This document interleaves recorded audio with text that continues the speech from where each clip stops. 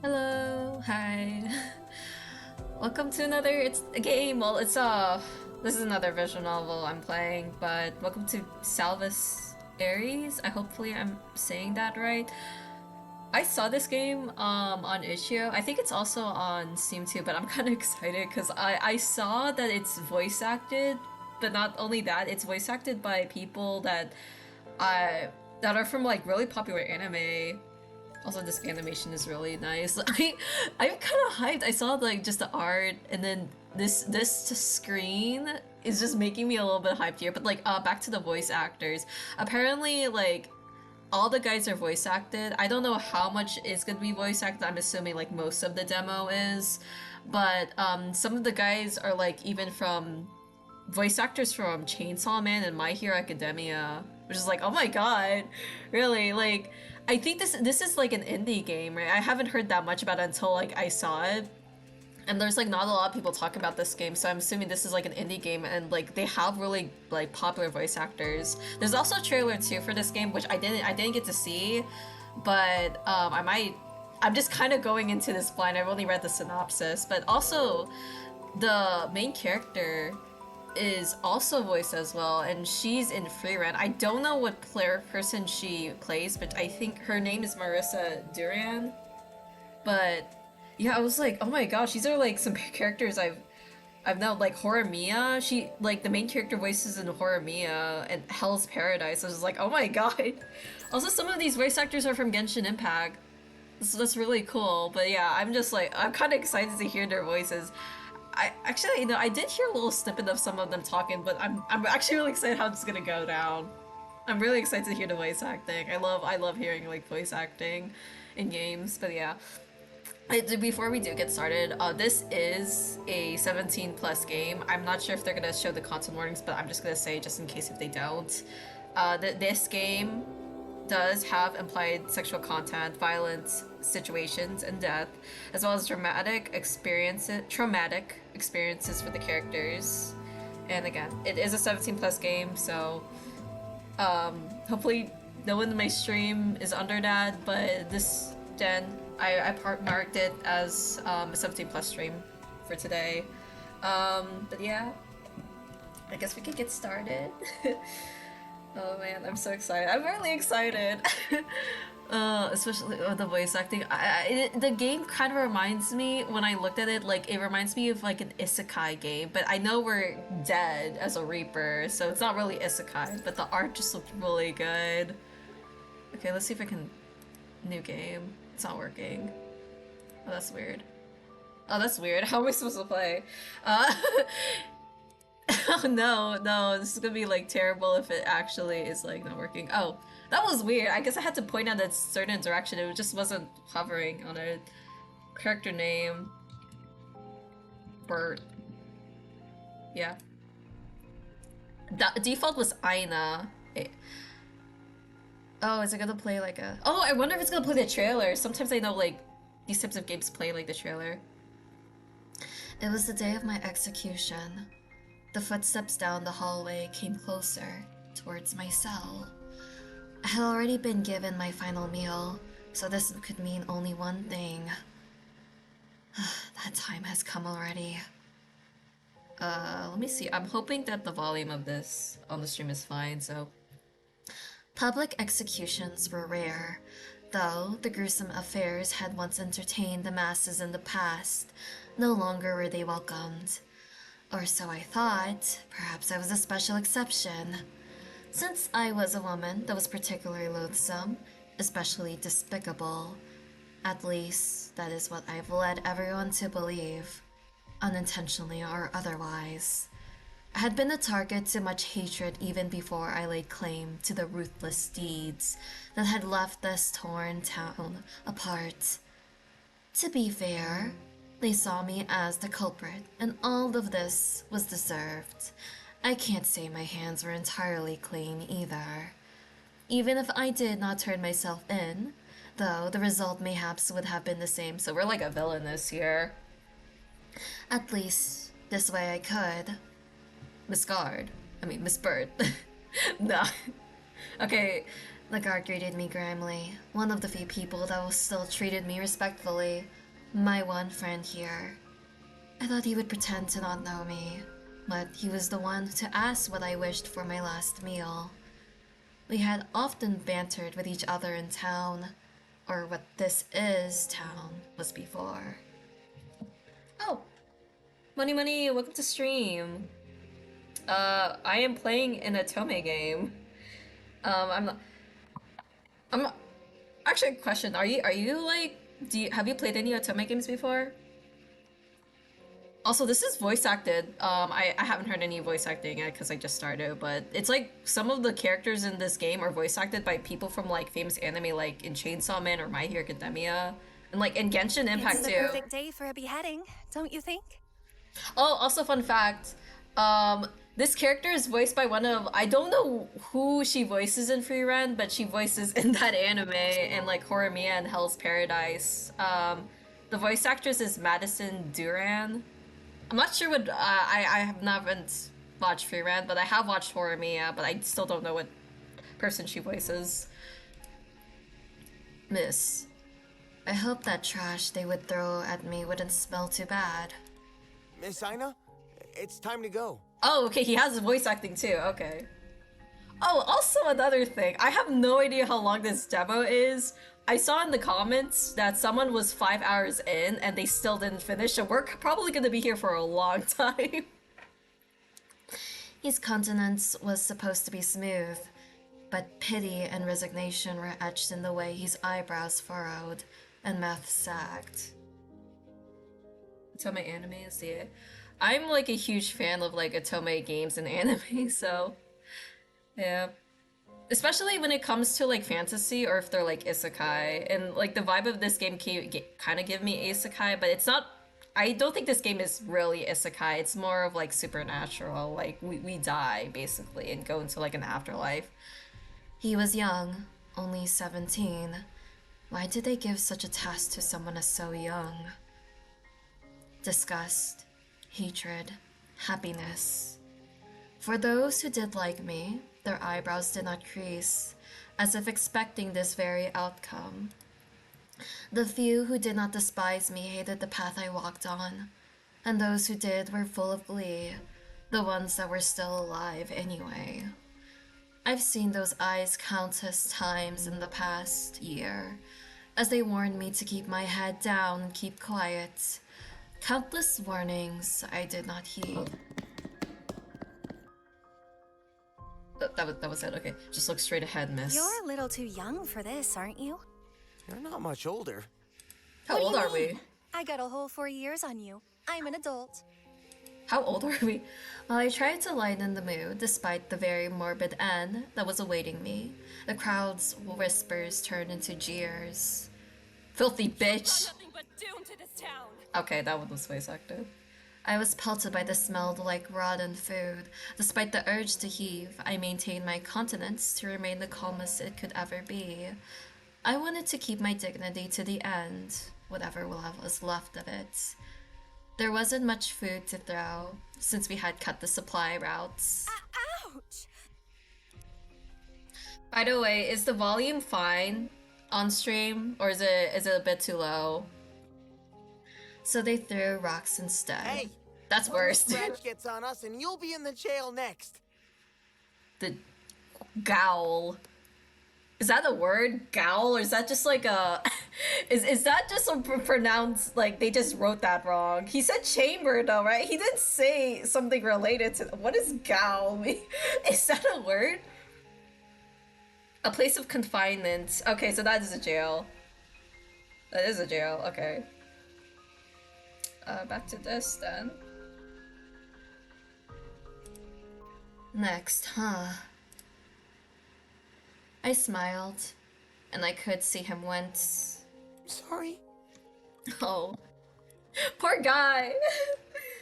He whispered to me in a hush. It's all right. You're not wrong.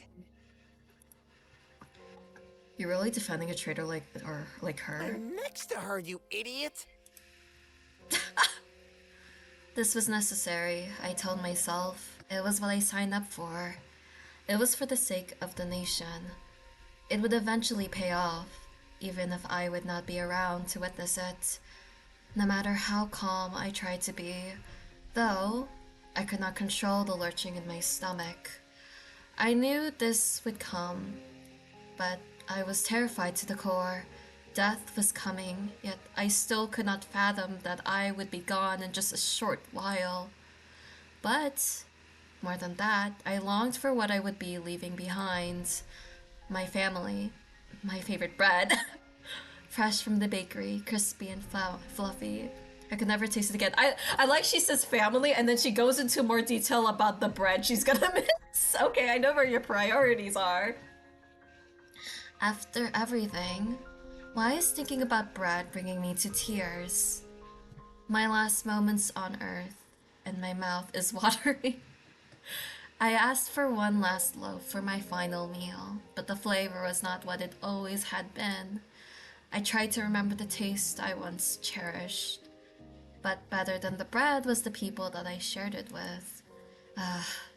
So that's why my heart is so hurting.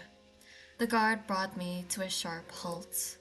I thought my execution would be done in the middle of the town. Despite the burnt, indistinct rubble, I knew exactly where this was. A cruel estate that was the source of all troubles. Of course, they met their demise. He made sure of it, and it was why I was here. His sins were greater than mine, but if he was the one that forged the path, I was the one who paved it. Is it like your dad or something like the king? I laughed as I looked up at the burning sky. Someone thought this was the perfect place for me to die. Would my grave be here as well, or would they even bother burying my body at all? I'm sorry. His voice was barely a whisper. I shook my head. There was nothing he could have done. Thank you. For being with me at the end. At least my death wouldn't be a lonely one. Someone covered my head with a sack of final mercy. I didn't have to look at the blade that would take my life.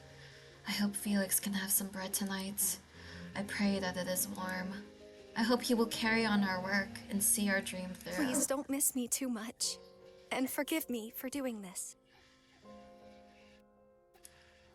The blade swung.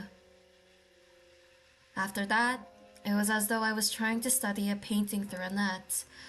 What a shame, someone so young and bright. My pity. Why did everyone pity me? I knew what I was getting into. My head hurt. Walk forward. I stepped forward. If I still had a body, I could not see it.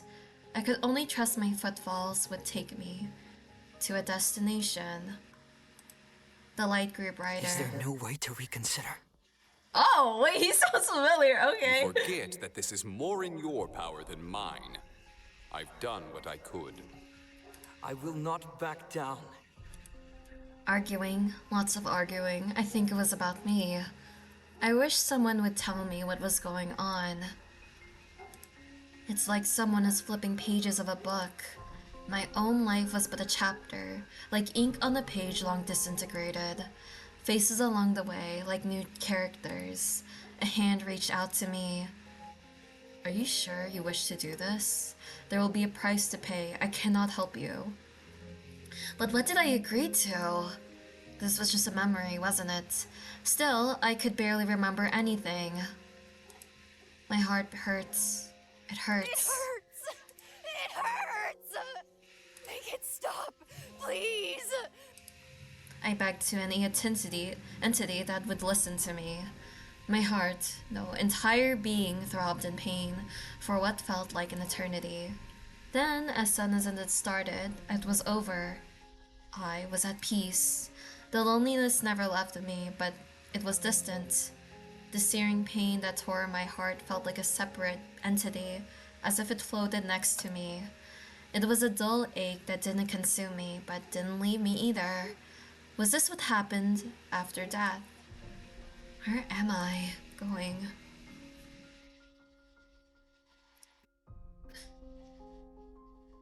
Oh, a nice bed. I'm sleepy. Time was an endless stretch. All the voices that swirled in my head soon faded away. Sometimes the same memories visited me again and again, each time they grew more distant, and then I finally fell into a dreamless state. I think I slept for a very long time. Wake up, there's some people waiting for you. Come on, follow me. Who are you? Come on, Sleeping Beauty, you can ask questions later. My eyes were still entirely bleary, but I regained enough control of my limbs to reach out to her. She took my hand, and the warmth of her touch grounded me, enough to walk forward and through another door. Oh. Chapter 1. Oh. Is the sheep there for real? Oh, wait, there's computers! Oh, we're like from a fantasy world. We are not gonna know how to work with computers. This time, I could feel everything. My feet were firmly planted on the ground. When I stretched out my hands, I could see them, every finger. I touched my neck to find it was still attached. A young woman guiding me through a long hallway. She bade me to sit down. A few moments later, she handed me a drink. I believe this is coffee? I have mostly drank tea in my life, though. Oh, dude, I wonder if parallel universes exist, right? Because if there's computers, maybe there's, like, different parallel universes where we can go to and, like, we can read people who are, in the modern world, then. It is sweeter than I remembered it. And quite chilly, too. How long has it been since something has passed my lips? Just a few days ago, but it feels like it's been a lifetime. Actually, no, several lifetimes. My head was pounding, so I focused on the drink to steady myself. Where am I, anyway? I heard loud footsteps in a raucous group approaching me. Sounds of bickering and a few exasperated sighs reached my ears. While I have been in crowds aplenty, this one felt overbearing, more so than I last one I'd faced. They pelted things at me. I haven't heard such noise in a century. Hello? Okay, you have a lot of tattoos. Hello there. Hello, who are you? And where am I? What's happening? Consider us your welcoming committee. Oh, God, okay. I feel like you're gonna be, okay. The red-haired guy is probably a bit of a troublemaker. And the guy to the right is probably like, oh, he's nice and like smart and diligent, but he's like, when you get to know him more, he probably has like a very evil side to him, or like menacing side to him. Like, oh, Sebastian. He kind of gives me a little bit of Sebastian vibes from Black Butler. Welcoming committee? For what? Congratulations, you're dead. Welcome to the afterlife. Rude guy! Okay. Okay. He looks like he looks like the male lead of like almost every isekai villainous romance series. It's the black hair. He just needs blue eyes or red eyes. Well, that was not very welcoming at all. I'm dead? Yeah, Bert, no. Why was that surprising? My head got chopped off. All of my memories after that were particularly fuzzy, but I recall that much. I suppose these things take some time to get used to. I should be grateful that I was on my own 2 feet again. Wait, I knew that. Why are you so surprised then? Well, I suppose I didn't know what to expect afterwards. That is a shocking thing, you know. You've had quite a while to get used to the whole idea. I wonder who he's voiced by. Like, what does he sound like? I have? How does one get used to being dead in a few days? Or it could have been longer. This was a pain. I peered around them, hoping to see a door to heaven. Hopefully it was heaven. I know I did some bad things, but, they wouldn't put me in hell, right? So, where are we going? The men all looked at each other. Oh, he's not ways. Which one of you will do the honors? I kind of don't trust him. He kind of looks suspicious to me. I know he's supposed to be pretty, but I don't know. His look gives me suspicious vibes. Not me. Okay, you look old. Maybe because he has, I don't know, that's probably, no wait, no, I thought that was an eye bag. But no, that's just probably a shadow underneath his left eye, right-ish eye, technically. I'm not good with these things. I am not qualified to. Oh no, we're gonna go with the rude guy? Oh, are you not the boss, Kane? Kane pretended not to hear this. How about we draw straws? If it's a hassle to tell me where to go, then I'll go find someone else to tell me. Where's the nice woman who gave me the coffee? Lilia? The best spectacled man named Kane snorted. She's the last person you'd want to ask. Oh, okay. She was nice to us, but I guess not. You get a summary that tells you nothing you need to know and get yourself into trouble. Well, even more trouble. Oh no, they're sending me to hell, aren't they? I gulped. Oh. I'm in trouble? I have to go down there. Well, Bird, it was nice knowing you. The last part came out in a whisper, despite my attempts to keep my voice steady. I looked at the floor, expecting it to swallow me whole. Luckily for you, you escaped that fate. Oh, what? Oh, thank goodness. Was that mean I was destined to go there in the first place? But there is a price and a punishment. He's grinned in unmatched his ominous tone. Oh, he doesn't even seem very nice.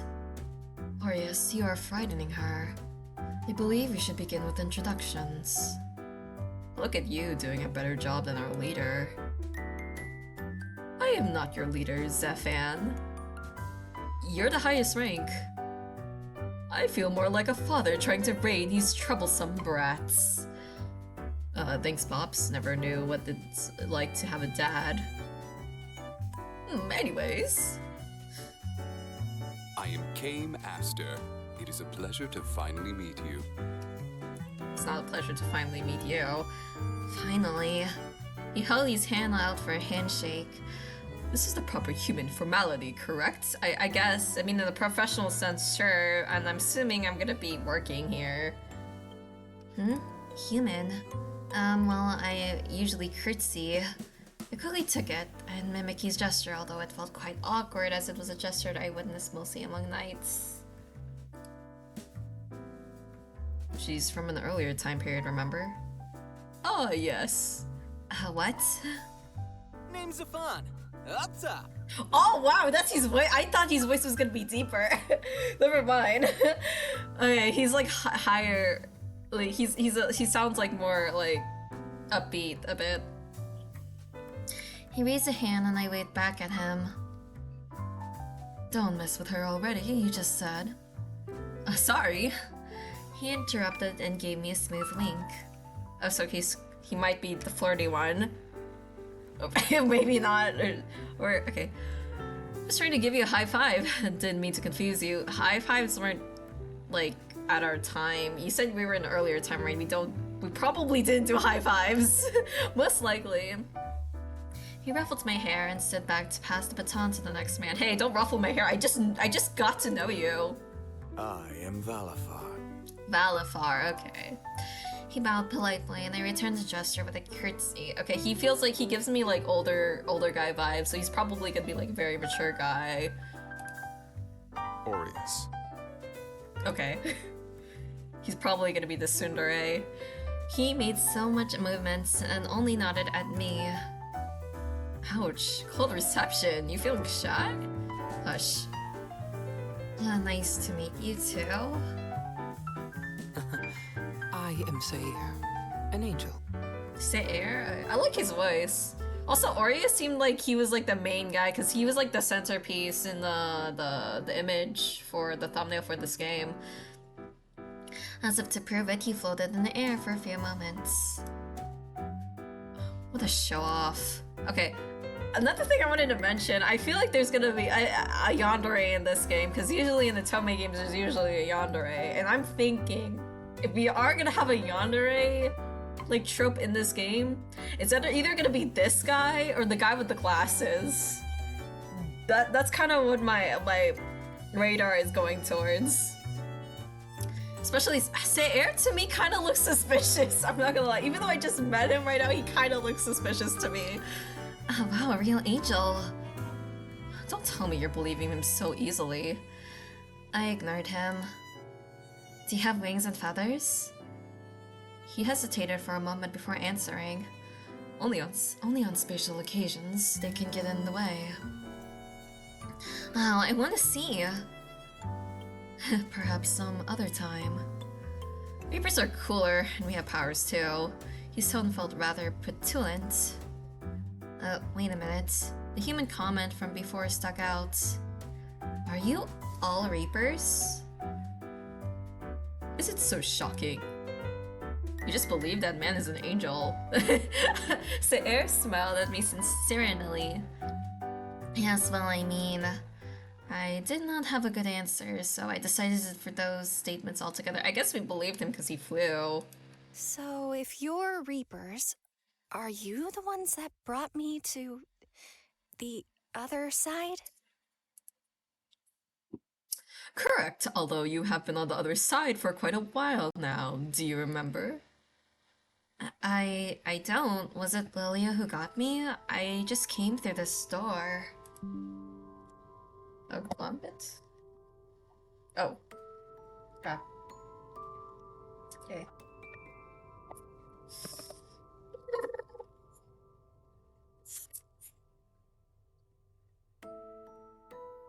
There we go. She got you from purgatory, but she doesn't do any reaping herself. You could say she's a bit of a complicated case. Oh? A story of another time. Come on. You two, stay on topic. Do you not remember your stay in purgatory? I was in purgatory? I do not recall this. Or wait, did I? All those voices that the people I saw on my way here. I thought I was hallucinating. Have you recalled? I'm afraid it's mostly a blur. I remember some voices, seeing some people pass by. I remember sitting on a bench under a tree, long paths. I think I talked to people sometimes. Nothing more specific?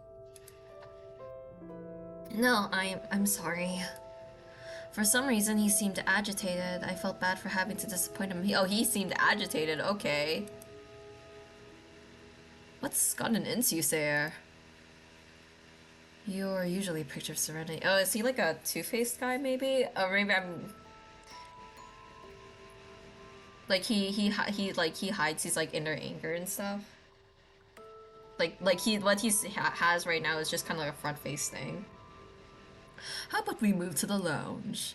He indicated with a jerk of his head and the curious onlookers. I'll look at vending machine. Currently only overtime workers are at the office, so we have the space for ourselves. In a strange area, I walked up to the giant box holding little round objects. Wait, well, actually, now when I think about it, what if Sierre was the guy that was talking to us before we came here, when we were in the white light, and he was like, I can't protect you anymore. What if that was him? Maybe that's why he was agitated. What is this? A vending machine. That's where your coffee came from.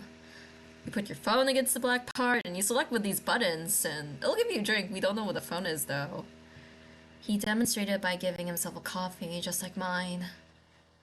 You see? Why does it look like your eyes are going to fall out of your head? Sorcery. Sorcery, oh no! It boggles my mind. How could a box know what you wanted? How could it return an object? Perhaps you think on it another time. Yeah, we were talking about your time in Purg.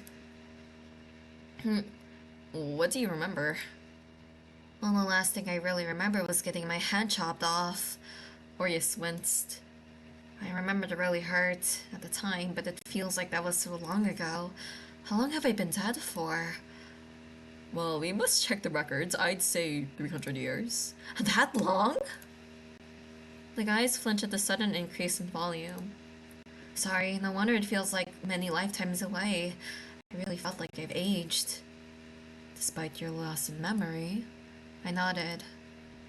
Yes, I know know only bits and pieces, but I feel something weighing down my heart.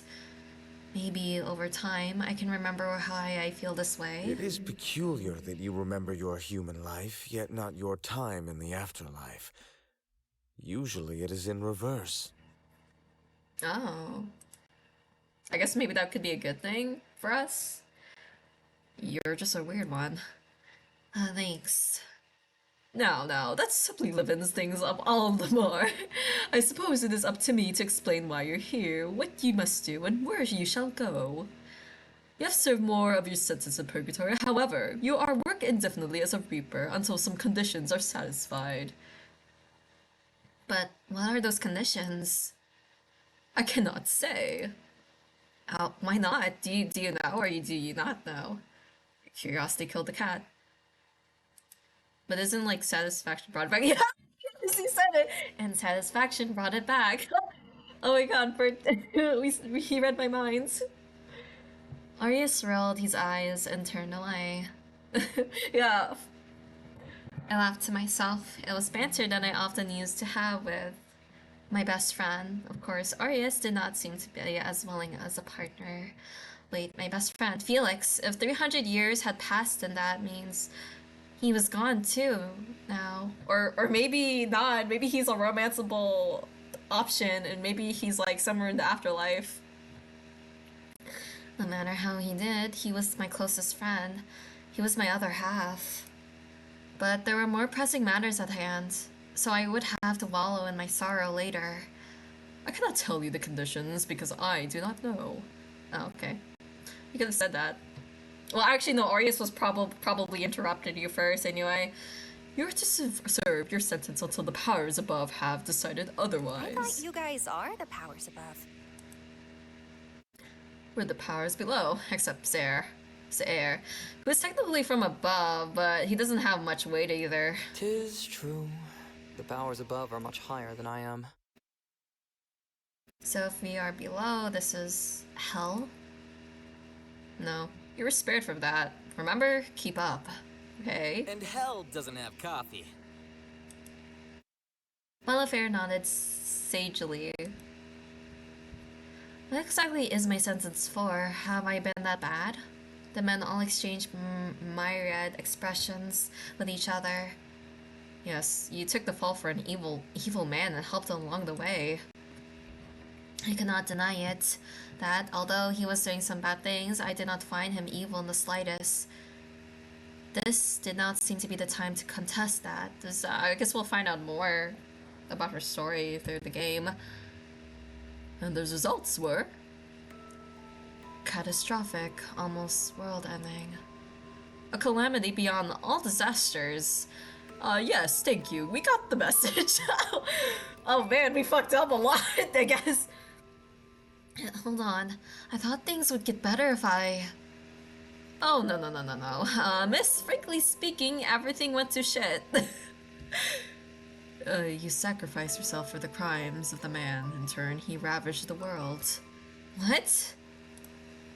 This was the last thing I could ever have expected to hear. Who is this man, then? Because we know it's not Felix. Arranged by your death, he decided to wage war across the country, as well as the neighboring lands. What? What did you expect? He was a wrathful man. You witnessed that before your death as well, correct? It was justified. We wanted to change the country. Well, you changed it, alright. I meant for the better, not for the worse. What happened? You enabled a terrible man. Even before you misguided martyrdom, you encouraged him in his sins. Alright, I understand. This is because I was his partner, right? Like in marriage, or just like as friends, or like what kind of like partners, I guess. The powers have been above decided that an enablement of a sinner is also a sin, especially in the case of your final act. Hundreds of thousands of lives were forfeit. Yours truly had to be involved too. Zephan pointed at himself with a grim expression. We can come back to that later. Malafair cut him off before he could begin his tale. Deflated, Zephan pouted but did not protest. Well, because of what he did, Oh, that's not entirely true. Oh. You're right, I did enable him instead of telling to rein himself in. I encouraged him, but I thought he knew best, and I never disagreed with him. I just aided him in the pursuit of our goals. I thought if I limited myself to a certain extent, my hands wouldn't be dirtied, but if he was the one to administer the poison, then I was the one that brewed it. And if I could give my life for him to continue on his path, our path, then it would all be okay. I wonder if we actually loved this guy then. This is what it gives me, that we were like romantic partners. I had gladly done so in the end. I rubbed my neck where the axe had fallen. I should have seen it all coming. If it makes you feel better, you weren't the only one punished. There are others who suffered greatly. It doesn't make me feel better at all. That just makes it worse. I'm not just some cruel person, or I hope I'm not. At least you aren't going to hell, so long as you fulfill your work. And what if I don't want to? Hell is not a fun place. Do you want a taste of it? That's where that bastard went, your disgusting friend. Oh, maybe it is Felix. Never mind. His eyes narrowed, and for a moment I could see the flames of hell in his pupils. No, that's okay. So Felix ended up there. All we did was for nothing. Oh my god, I want to meet Felix then. What is he like? We're seeing that he's wrathful, but we knew him as like a better person. His choices after my passing were ultimately his own, but was it my fault? I was the catalyst, wasn't I? Maybe I should go down there after all. As if he could read my thoughts, Kame gently put a hand on my shoulder. Aureus. He rebuked the sharp man while giving my shoulder a comforting squeeze. He didn't apologize, making Kame sigh, but he didn't press the matter. Just know that your sentencing is beyond our power. Apologies if you feel wronged, but this is how it is in the afterlife. I wish there was a way I could appeal it. I mean, I've already been in purgatory, right? Correct. Although you didn't have too much to purge, so you've been sleeping for most of your duration there. What do you mean? Well, thanks to you and your friend turned Tyrant King, there was a lot on everyone's agendas. So you slipped our radar. What's a radar? Think of it as something that escaped everyone's notice for now. Man, they really left you sleeping too long. So I was forgotten. Our apologies. There was an awkward moment of silence. I definitely could tell there were things that they weren't telling me. When in truth I needed time to process all of this. I nodded along as though I understood all that they told me, but I felt that it had yet to sink in. You should get some rest. It was as if he had read my mind. Yes. Well, you had quite the slumber. I believe you do not need some time to think. We set up a cool room just for you. You know I'd be coming? We are welcome committing. After all, of course, we had to do some preparations. And Lydia helped. She said our taste sucks. Oh, well, I'll be sure to thank her. They said she's lazy and troublesome, but the girl's been nice to me so far. Although the coffee is cold, the warmth it gave me my heart was nothing I felt nostalgic for. I held it on tightly as we exited the office and made for the place that would be my new home. Oh, a car. We're gonna be like, oh, what is this thing? What is this thing that's traveling us to somewhere? I was terrified out of my mind. She is scared. We were inside a strange contraption. Think of it as a mini carriage, he had said, yet there were no horses and it moved on its own accord. Actually, it's kind of fun seeing a protagonist who's not from like the modern world, just seeing like modern stuff for the first time. It's kind of fun to see this. Sorcery. And to make it worse, it moved too quickly. Would you like to hold my hand? Zaire sat to my right and Zafan to my left. I was sandwiched between them, squished like a child hiding onto the cupboard. Looks like she'll destroy Kame's seats otherwise. Kame does not look happy. Arius was seated in the front, staring out the window. Game was driving this bizarre vehicle off the languished sigh as he spun the I wheel. would prefer that to not happen, if you don't mind. Probably spent a lot for this car. Or else I may switch cars with one of the others. Certainly you wouldn't dare take mine.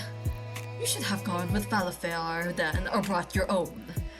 Oh, hold on, I'll be right back, guys.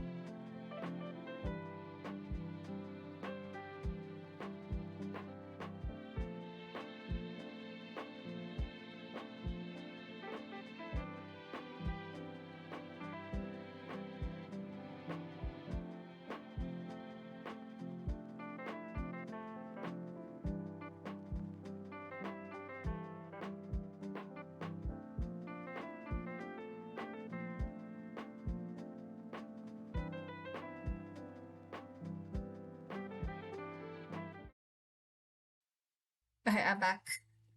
Okay, I hadn't realized I'd had a death grip on the leather seats. My nails had been digging in, and my knuckles had gone white.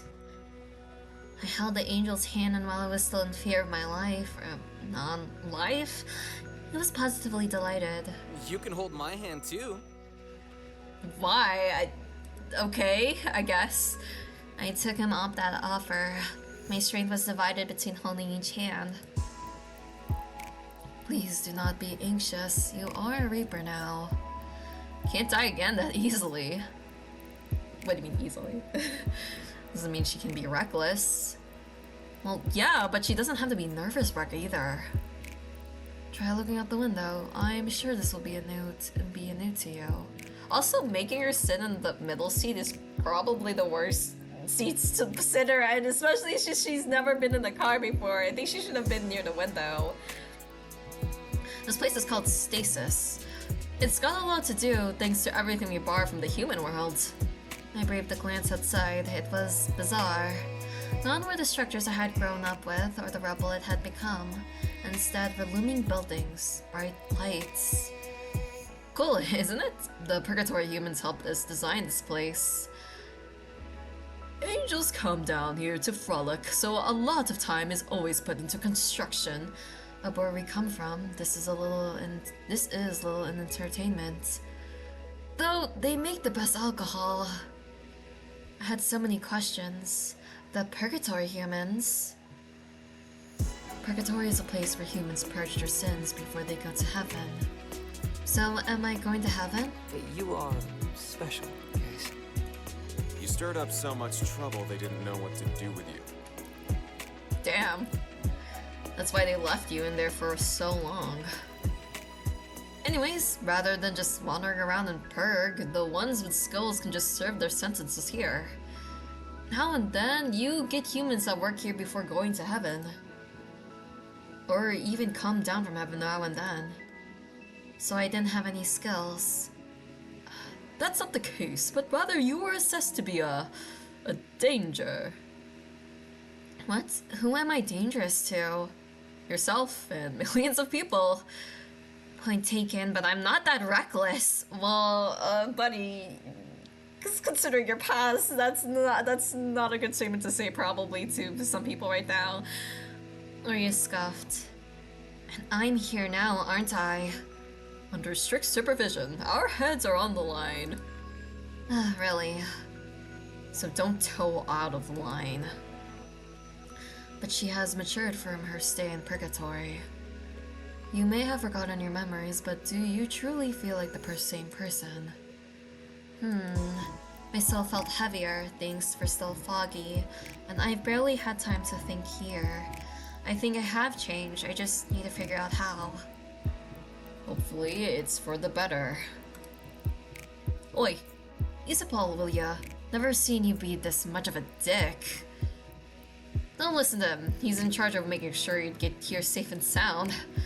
Bullshit, you all just wouldn't stop talking about her. How come you all know me? I appreciate the help, but is there a reason you're looking out for me? Let's just say a series of events have led us to us being responsible for you. So if you mess up, we all die. Oh, so they're like also fucked. Okay. Zafon, please. It would be a worthy death. I don't know about that. No, I don't want anyone dying for me. Besides, aren't we already dead? Is it like we just have like no existence at all, like no consciousness? Is that like the death of like that we could possibly go to? Yet you died for another so easily. Anyway, while humans and things that normally hurt humans can't fatally harm us, other powers can. Keep that in mind. Alright. Oh wow. At last, we were free from the nightmarish ride. I was sitting in my brand new room, but I'll hope MC gets a car and she drives it. She'll probably be really scared driving it. Although the structures I've seen so far have been unfamiliar, this was close to my old quarters and Felix's home. Was this on purpose? They told me to stay out of the kitchen for now and to just ask them if I need any help. Since there would be machinery I did not yet know to operate, I was given this watch thing to contact them, but how could that possibly work? Is she talking about like a phone?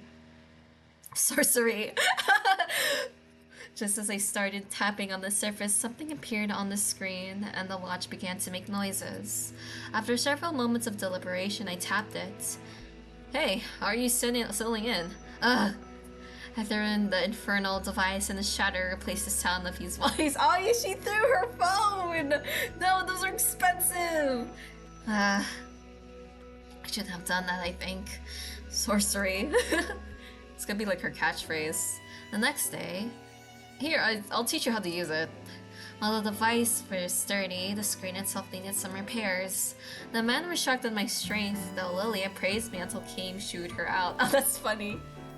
I guess maybe she likes us. And so Zafan were here for the case of tools. Probably should have taught you the first place. You think? You didn't teach us? Of course. It would mean less work on our hands. Yesterday. After I tossed the infernal device away from me as far as I could, it thunked against the wall and fell to the floor with a spectacular shatter. Foul creation! God! I climbed up onto the counter and looked for some sort of weapon. Luckily, I found a broom to brandish at the cursed item. Not that I knew anything about exorcism. Perhaps I should have enjoyed the convent after all. Before I had any more time to regret my curse in life, hurried footsteps echoed outside of my door. Are you okay? Zafan was huffing after opening the door, and the group of guys piled in. Beside him was Valafar, who was sleepily rubbing his eyes. Aureus was in tow, and Saer peered inside curiously. While Kame wasn't very visible, I could still see him rubbing his temple. You could have knocked. We thought something had happened. The angel furrowed his beautiful face as he came up to me, still crouched on the counter. Are you hurt? He put a hand on my head, and his eyes did a once over of me. What happened? A voice started to coming out of my watch, and I thought I was possessed. It was terrifying. Thanks. That was my voice. Is my voice that scary? He whispered to Aureus, who nodded. Oh, to Zafon's dismay. Don't ask Aureus, he's like a dick.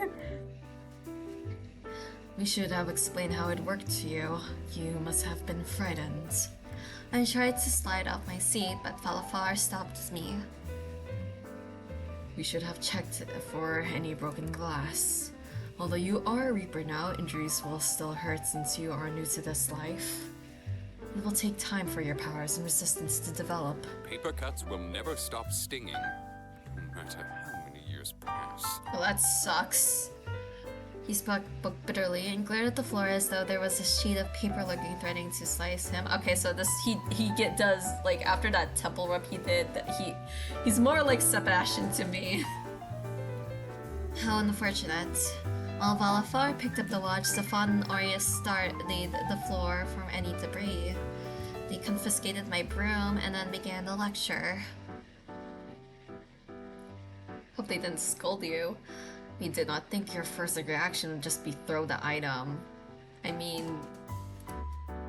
I said I was sorry. I told you I thought this watch was possessed. We have to remember there was no technology from your time, and there was also sorcery and stigmas related to that, so keep that in mind. He gave Aureus a pointed look. However, the next time you come across a suspicious item, it may not be wise to toss it. There could be an enchantment designed to hurt you. Really? Like what? I thought I'd be safer as a Reaper at least. You'd be mistaken. However, remember, there are other powers out there that can harm you.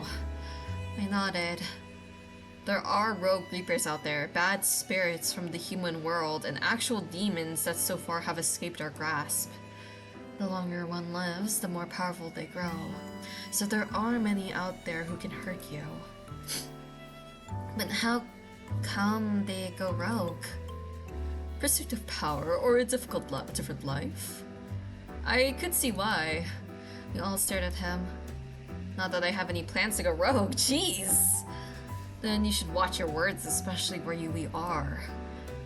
Are there any bad angels? Seir shook his head. Angels cannot have ill intent, so it is not possible for them to stray. I'll keep that in mind for now, I guess. Furthermore, all actions angels are recorded automatically and sent to a record keeper. How can they have any ill intent? It's just how it is. Reapers are built a certain way. Angels are built a certain way. Reapers are unattached. Their end goals are to become humans, to be promoted to higher work, and possibly become angels. Although I've rarely heard it actually happen. Because of this, it is rare to see Reapers in relationships, or even have more than a couple of friends at most. A group like ours is an anomaly. They, of course, can have casual relations if they so choose, but most find no need to tie themselves down to this life. Angels get to deal with the nice parts of life. All we see is death, so we can imagine why they want a promotion. Or to settle down as a human, or once they fulfill certain conditions. Of course, that is not appealing to everyone. And you do have those that have come to this life after once being human, whether it be a choice. An exceptional event, I assure you. I wonder what about Kame though, because he has horns. Is he like a demon then? Is he like different compared to other Reapers? Or those who must work off their karmic debt? It's a lot to take in. I wish there was like a book we could read about all this lore. Seir pet me fondly on the head. You will learn. Aureus bristled. Are you quite friendly to her? Why? We know each other! We know each other somehow! He probably met us in Purgatory. Yeah, you're not that nice to us or at all. Could it be? I didn't think he had it in him. What? Seir gave him a look. He certainly can be heartless for an angel. Even you, Philifar. Stop teasing him. I'm sure it's because I'm new. But why, though? I defended him more for my sake than his, if I were to be honest. Alright. Well, back off for now. We need to get to business as it is. Let me teach you the basics of using this. Try not to throw it again. Sorry, I thought a demon was in there. You're afraid of demons? Well, who isn't? Aureus pointed at himself and then to Kame. Do you not notice that we have demon-like qualities? Yeah, especially Kame. Are you demons? I thought you were Reapers. not mutually exclusive concepts. There are demons and bad ones. Take some perceptions of the Grim Reapers across different places. Those can perceive the supernatural have some foundation for our appearances. Of course, we don't know if they truly see us or if we just look like the scary pictures they conjure for us. I see, they're always been terrifying in the paintings I've seen. I'm surprised we're not like, ah, they're demons! Ah, we're gonna runs away. Scary things aside, let's go to work. After many hours of patience from Zafan, while Valafar and even Lilia occasionally dropping by to help, I think I have finally understood this device. I hope Lilia gets like a character sprite. It is a watch. They say it is like a smartphone that is capable of doing many other things I need for my Reaper work. I still could not say that I have grasped everything, but I believe I could work this. Alright, test time. Never mind. Wait, I don't think I'm ready. Go ahead and send a text to someone. Saer! We're gonna go text Saer! He's so suspicious. Hello? Bert, how wonderful it is to receive a message from you. My, you are learning quite quickly. I really think so. Yes, I am quite proud. I know I can make you a prouder. I'm unstoppable. You flatter me, Saer. I think I've gotten a way to go. Happy emoji. Oh, it even has emoji of us! Oh wow! Great, now call someone. What? You were moving too fast. Saer! I'm gonna call Saer! Why, hello there. I hope your first day on the job has been fun. Well, I think I'm learning a lot. If anything frightens you again, you can be sure to count on me. Yeah, I'll try not to keep throwing things. That's the spirit. But if you ever do feel the urge, I can arrange for you some throwing materials. I guess, thanks. I'll take you up on that offer one day. Throwing materials, should I be concerned? Throwing materials, should I be concerned? Throwing materials, should I be Be concerned? rest assured you shall not be harmed. I'm not sure if that's the problem. But if you'd like something a little less exhilarating, I can think of plenty of ways for us to spend time together. Okay. I like that a lot, sir. Look at you, pass with flying colors. He rolled my hair with a proud look at his eyes. Stop ruffling my hair! Thanks, teacher. Of course, my star people. Alrighty. He clapped his hands together. How about we go get some lunch, then Val can give you a tour of the place. Since you'll be working with us closely, best get to know each of us better. If you want, of course. I do. Glad you're taking this all well so far. Looking forward to working with you, Miss Bert. Just Bert. Just Bert. He shook my head with a playful show of pomp and circumstance. Will everyone like me? Of course they will. I already do. Maybe not Aureus, though. I did not think you were the type to be a flirt, Zafan. Zafan yelped, completely taken unaware by a voice from behind. Perfect timing, Valafar. Oh, where did you come from? The job this morning was a quick one. Come, let us start. Over there, you have the training hall. Ooh, what's in there? A lot of training dummies. Oh, we're gonna fight people. Let's go! Ultimately, the goal is to make as many of them as possible in this short amount of time. You have a target, and you have to take them as quickly as possible without accidentally killing one of the innocents. Does our line of work involve a lot of combat? Depends. There's always the chance of encounter unfriendly spirits. I remember hearing of those before, and I didn't think it would be something I'd actually deal with. I have to fight ghosts? Yeah, let's go, Bert! I believe in you. Yes. I looked at him in horror. You just surely... Madam, I assure you I do not. While his face was relatively smooth, I could definitely see him biting back a smile. Was my dilemma a source of amusement to him? How cruel. This is why you must learn to protect yourself from them. I know some combat, but my best friend had taught me since we were younger. Didn't do such a good job, did he? You're here dead, aren't you? Okay, Aureus, where did you come from? Why did he just came here to say a snide remark? Okay. That was my own decision. Only because you didn't know how to fight enough to run away, right? Aureus, enough. You talk a lot for someone in second place. Ouch. Second place in what? You see, we keep a tally of scores from the training hall. I am not in second place, I am merely tied with Kame. Indeed, and since you are tied at for first, you are the winner. So does that not naturally make you second place?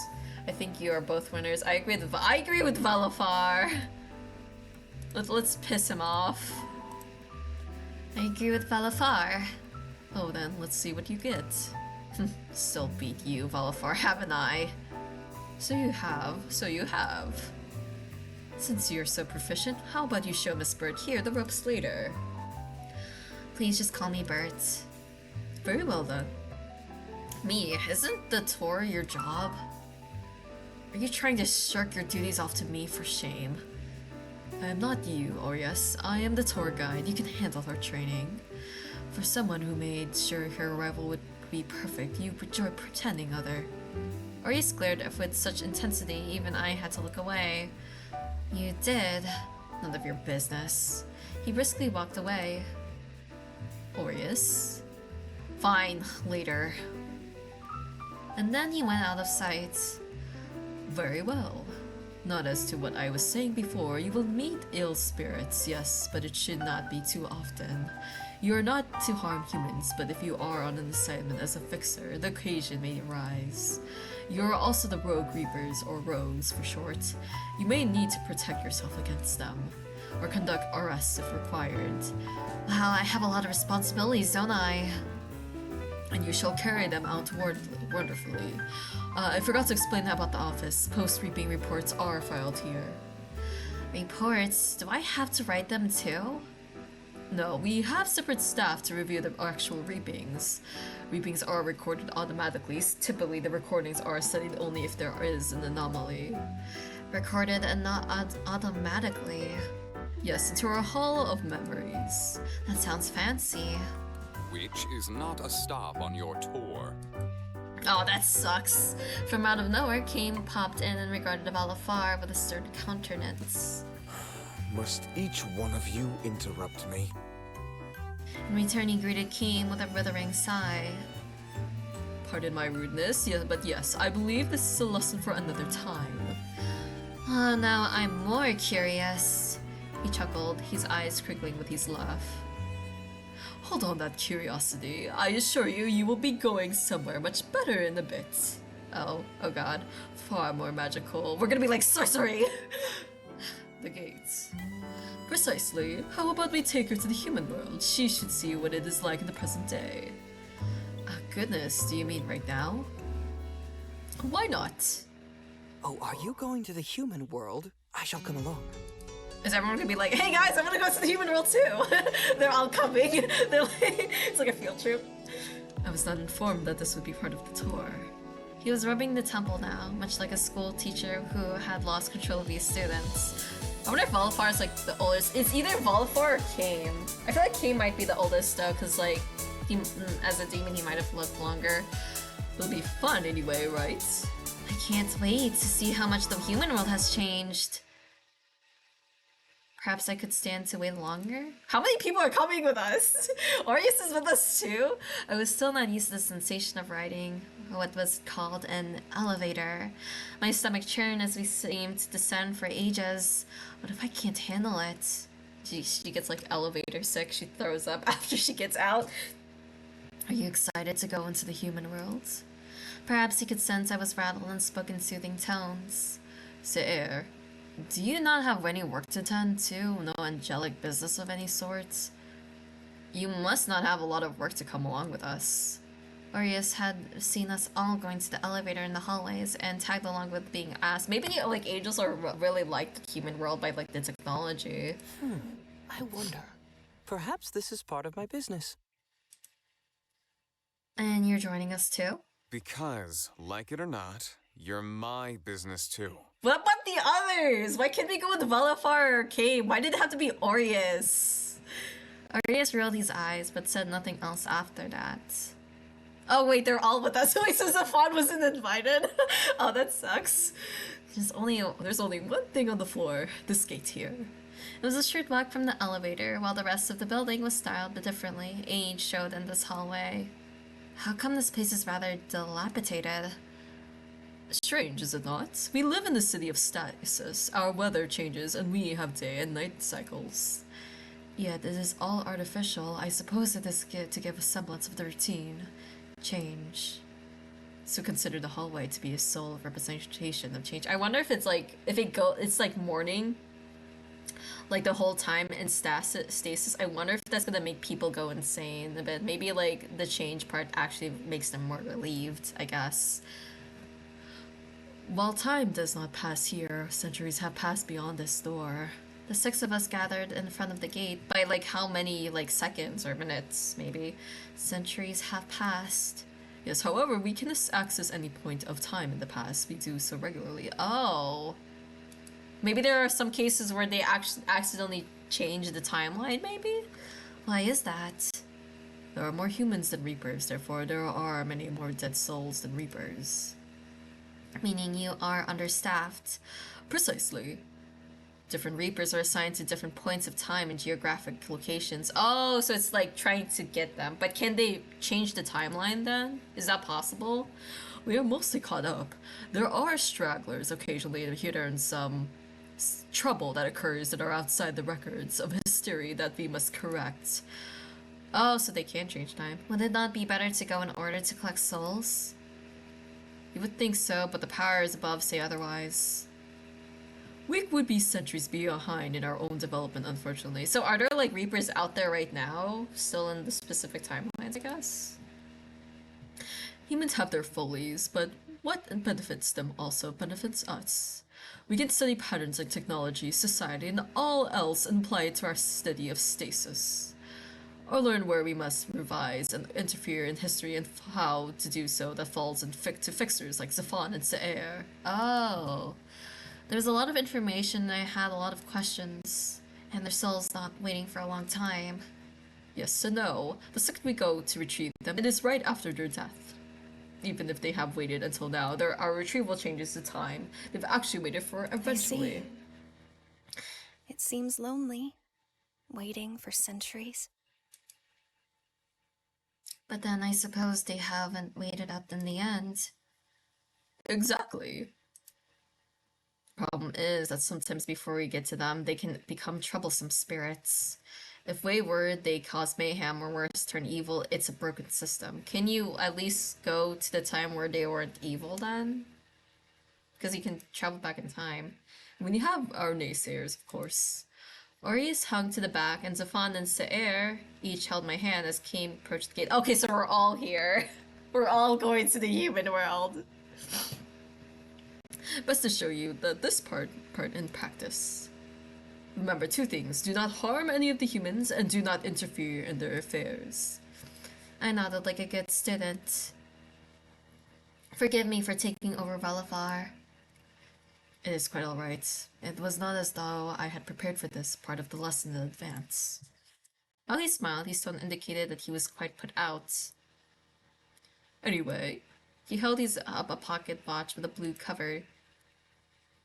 New Vox City by the Roseview Shopping Center, present day. Yay! The door opened and the entryway glowed white. We're gonna go shopping, let's go! Oh, I didn't realize part of his hair was blonde. Follow me. Yes, sir. I was speaking to Bert. Rude. Without sparing a second glance, Kane stepped forward. Would you like to go next? I looked at the doorway that swallowed Kane. Although it wasn't entirely different from the doors I passed through in my dream, there was a nervous pit inside of my stomach. It's nothing to be afraid of. Here, I'll show you. Surprisingly, Aureus spoke up, and in a moment he was gone as well. Ah, see? He does care. He would have your hide if he heard you that. Shall I take my leave next? Let's all go together. Let's all go together. The man nodded at me, and with my hands still clasped in between theirs, we all walked forward. Yay! Oh, that's cute. A cold breeze tickled my face and my clothes rustled. I feel like they're like holding hands like the preschoolers. I feared the sensation would be unpleasant, but it was no different than stepping outside. Here we are. My escorts let go of my hand and gestured towards the sky. What do you think? This place was not like stasis. Strange buildings were all around, although they seemed more plain than the ones I've seen back home. Not that I have been in the non-human world for long. In fact, it was strange to think of myself as different from the humans. It is unfamiliar. Then I do believe it is time to familiarize yourself. Shopping? Yeah! Oh my gosh, are we gonna get a new outfit? I hope MC gets a new outfit. How about we go get some bubble tea? I can sense your true motives in coming along. They continued to rattle off suggestions as we went around. Oh my gosh, I wouldn't get MC a new outfit though, like a modern day outfit. The people around us were nothing like the ones I've lived amongst. Like, their clothes were far less substance, but also far more colorful. Everything was so cool, it was a little overwhelming. There were so many shops with things I've never seen before, and scents from all directions. As the others continued ahead, I found myself hanging back to take in the scenery. Hey miss, you like adventure? A shady person. Huh? I mean, I have an offer for you. It won't take too long and you'll get a free trip out of it. He held out a leaflet of paper with some pictures on it. Oh, it did look pretty. Well, I suppose that's nice. Isn't it? Come this way. Oh, they're all following him. Why? So you see, Bert, I think you would quite like these bubble waffles. Bert. Hey, where did she go? Curly, there's 5 of you. How did you lose her? What do you mean, where did she go? There's 5 of you. How? Oh my god.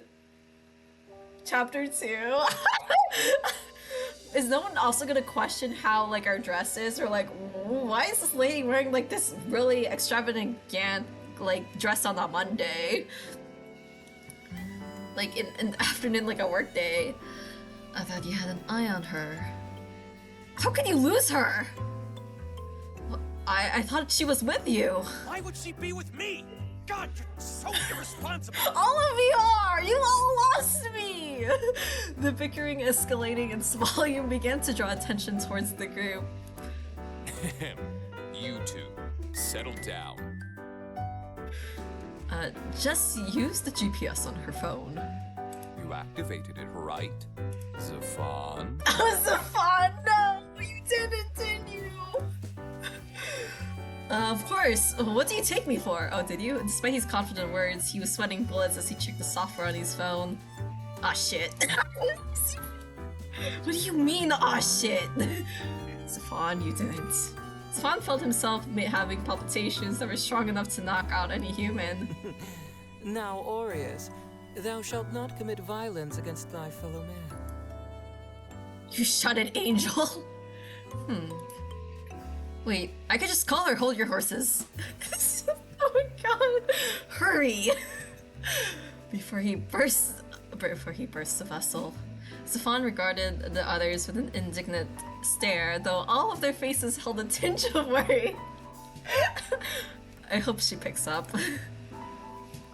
That's what she has. That's what she has a phone for, doesn't she? We can find her regardless, Aureus. Do not fret so. Shh. She picked up. They all huddled in closer. It was a peculiar sight. 5 handsome men, all huddled up together in the middle of the street over one phone. They're all surrounding him. It's in like a circle. They're like, what's going on over there? A few passerby wondered if some sort of host club nearby, but their demeanor suggested that they wouldn't be taking any customers. Hello? Oh, good. She didn't throw it this time. This isn't my first time using it. Excuse me, miss, who are you talking to? Where are you? Is that your husband? Perfect, tell him we have a deal for him too. Oh, hold on. I'll be right back.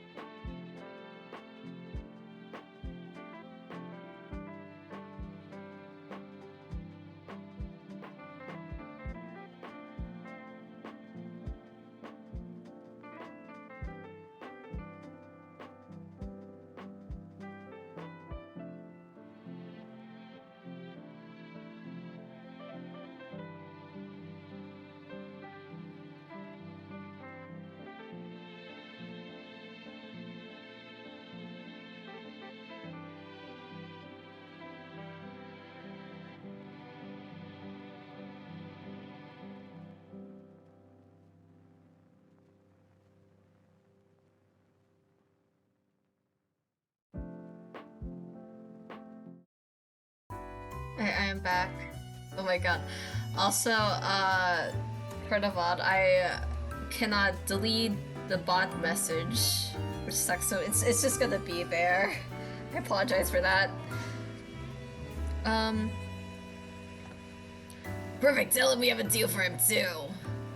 I'll give you the address so you can just join our little party. They all stared intensely at his phone. Zephon's phone pinged a few moments later. Check it. I am. God, your bannies are in such a twist. At the time, Zephon. Why would you say that? Zephon growled under his breath to input the address into an app. Oh thank god. Okay, she's in some weird little build. Oh my god! Oh no, I'm in a building. That's even oh god. Arius grabbed Zephon's phone without waiting for him to finish and started to run. Zephon protested the other man had already zoomed right behind Arius. You better give that back, you little! And Zephon too joined the pursuit. It's so funny. Why are we in the theater? Can I go now?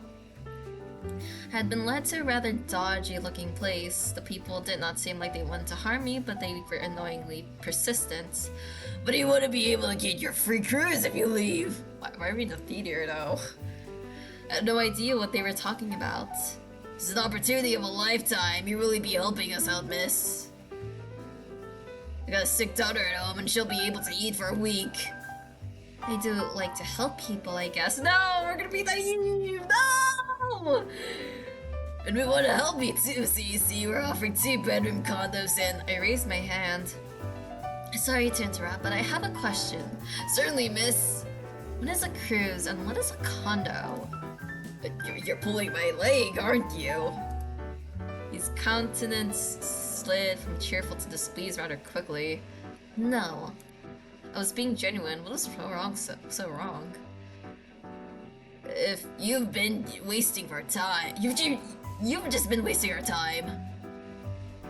Would you watch your presentation about timeshares if you aren't willing to buy on the theater? Like you had this on the theater? We're in the theater and you had like the whole commercial here.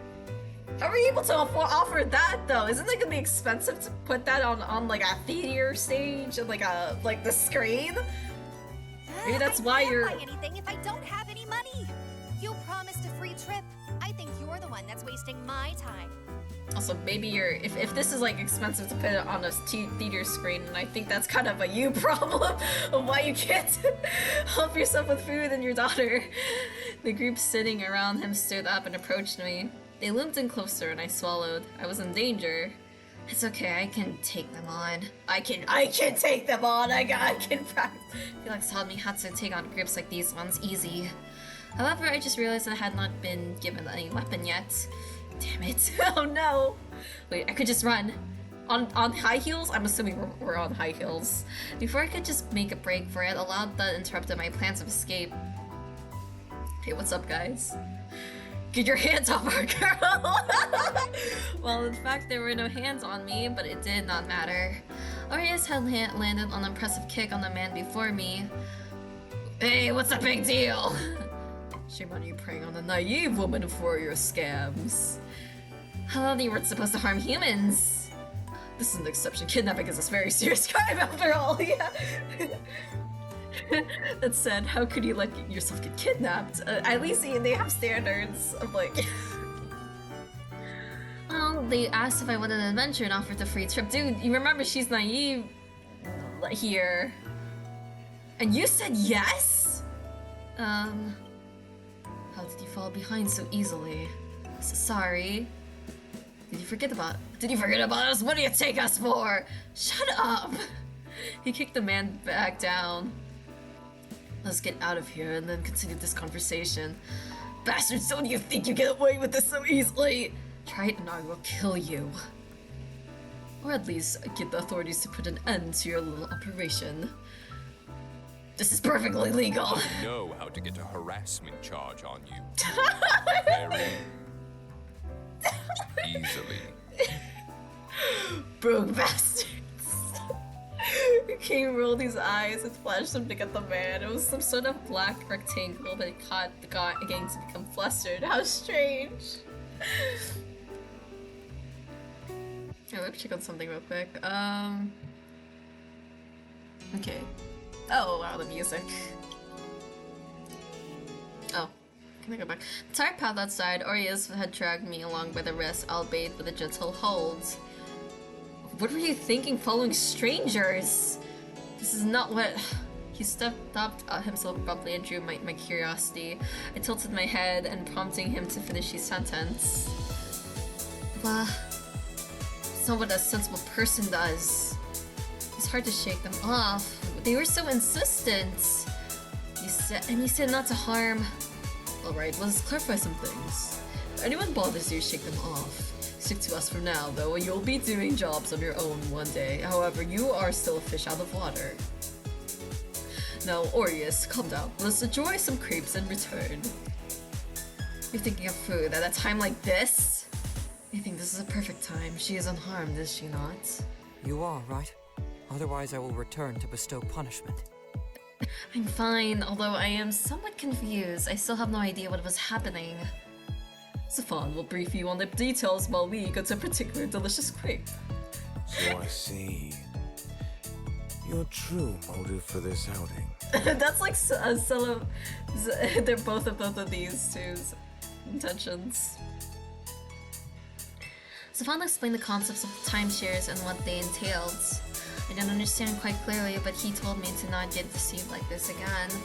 In my defense, I had found myself caught up in the moment. After all, this was a whole new world to me. What flavor are you going to get, Bert? Oh, there's so many options. I think you'd like this one. He pointed a picture of a crepe that had strawberries and chocolate. Personally, I prefer cookies and cream. Get mint chocolate chip! Get mint chocolate chip! The childish taste. Shut up! People like those flavors, even though they're adults. And what will you be having, Orius? Boring flavor. Chocolate hazelnut. Okay, that's not really boring. We each in our orders and waited one by one to receive our selections. Would you like to try some of mine? And you can try mine too. It is matcha flavor. Oh, can I try all of yours? I want to taste these. Like, they sound so delicious. We took a nibble of Saer's crepe. It wasn't too sweet. What's matcha? It's made of green tea leaves. They make tea flavored things now. Amazing. Here, have some of mine too. Is it mint chocolate chip? Saer flushed and took a small bite of mine in return. Oh, okay, so he does like us. Delicious. Oh, no fair, I want to share too. Laurie scoffed at Zafan and exchanged flavors. You're just as jealous, Aureus. I doubt it. I doubt it. He seems not to like me very much. Ooh. I don't know if you guys are like, you sound like elementary kids. Like somebody says something dramatic, or like, oh. That isn't true at all. He was the most worried about you. He almost tore off Zafon's hand. I broke my phone. He just doesn't show it to you. I will kill all of you if you don't shut up. He's a tsundere. And who said I don't like you, Bert? I'm just not simpering over you like those other thirsty bastards. What? Okay. Does that include Cayman and Valafar? I mean they're dateable options, I guess. And that is uncalled for. We are simply being polite and caring. Who's the one that got her on our asses over how her place should look? Does he know us from a different life too? I wonder. You should be comfortable. What are you idiots thinking? Or you scruffed him. I wonder if that was for the wrong person. That's that line over there with Savon. Shut it in, or get the crepe gets it. Fine, meanie. Savon pouted and retreated to a safe location to finish his snack. He just runs to the corner. He's like. After getting crepes, we were at shopping. Oh my gosh, I hope MC gets like a modern day outfit, please. Kane pulled out that card from before often and finally asked what it was and how we were able to get so many things with it. That, my dear, is called a credit card, and you can use it to purchase things. It is like magic. Oh, can we use magic to purchase things? Sorcery. I love when she says sorcery. Not magic, but rather the power of good investment and supernatural powers. Sorcery. Indeed, it is. Typically, we rely on Kane to make financial purchases in the modern world due to how his little magic works. Of course, though, cash is timeless if you know the inflation rate and the dates on your notes. I once gave a shopkeeper in the early 1900s a heart attack. Forgot how far a single note went back then. Can currency change so much? Inflation is on its own beast, but I guess inflation's the major thing in this game. But economics is no fun to talk about, so let's get some boba. Lily's favorite human invention. Be sure to buy her a cup too, or she'll pout all week. Had no idea what this boba thing was, but the guys decided it was easier to show them than tell. Are these little balls? Are they safe to eat? Why do they float around? I was looking around at the older patrons at the shop who each had their own cup of someone looking for drinks. Don't choke on it, Bert! I know there's a couple of people who I've known, like, try boba tea. They almost choke on the boba balls when they tried it the first hand. Yes, they are totally edible and as nice as the tea. Don't forget to chew. I've never had tea that looked like this either. There's a colorful menu before me, and delightful pictures painted with all sorts of colors. Get mint! Get the mint-flavored boba tea! I've never seen such picturesque food illustrations before back in my lifetime. How the world has changed. Which one should I get?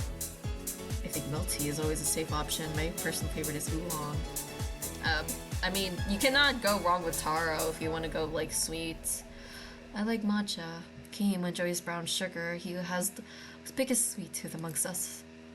Oh, he doesn't look like he does, right? Or like the type of guy who would like to have his coffee black. I believe you fit the stereotype more. I took a sip and sighed happily as the guys bantered with each other. was a strange day, but one I had survived. Although I had met them only the day before, I couldn't help but feel like I've known them for much longer. Oh, we did go to a shopping spree? Boo. With our cups of boba in hand, we were set to go back home. I was happily sipping a cup of milk tea when Kane brought his watch back out. Alright, there is a button here under navigation that allows you to return to home. All you need to do is press it and we'll return to the hallway like before. What happens if I lose it? I would come find you. Aww. He said this very proudly, and Valifar regarded the two of us with an exasperated glance. Please do not lose it. There are some functions, however, to help you not do that. If you are too far from your device or it is broken, a distress signal will be sent out. Someone will find you, and then, as you are a responsibility, will likely be one of us. Try not to rely on that, though. Losing one of these can be dangerous. How so? You'll learn in time. You'll learn in time. Well, can the human use it? Is that possible? I sighed. Yet another thing I'll find out later, I suppose. There was something that occurred to me. Upon our return back to stasis and away from the realm of humans. The realm of humans, I don't count amongst them anymore, do I? It was hard to accept that I was something other than a human now. It was my job to manage them now, which I still had yet to do. We didn't actually get any work done. Well, this is an excursion for more to test whether you would collapse from culture shock. Came close with a billboard though. Oh, and the electronics store. Marius was grinning as he continued listing places. Took me by surprise. His smile widened as I pointed at him. I can't help it. Even Saer thought a giant tiger was going to leap at us from the board. It was so realistic. She watches like a 3D movie. She gets terrified. Is it true you cannot fault her for one? I saw you flinch as well. It was so cute how you thought there were little people trapped inside boxes. But at least you did not think it was sorcery and start swinging at it. Even my card can only handle so much. Criminal charges are a bit of my domain. Hold on. Okay.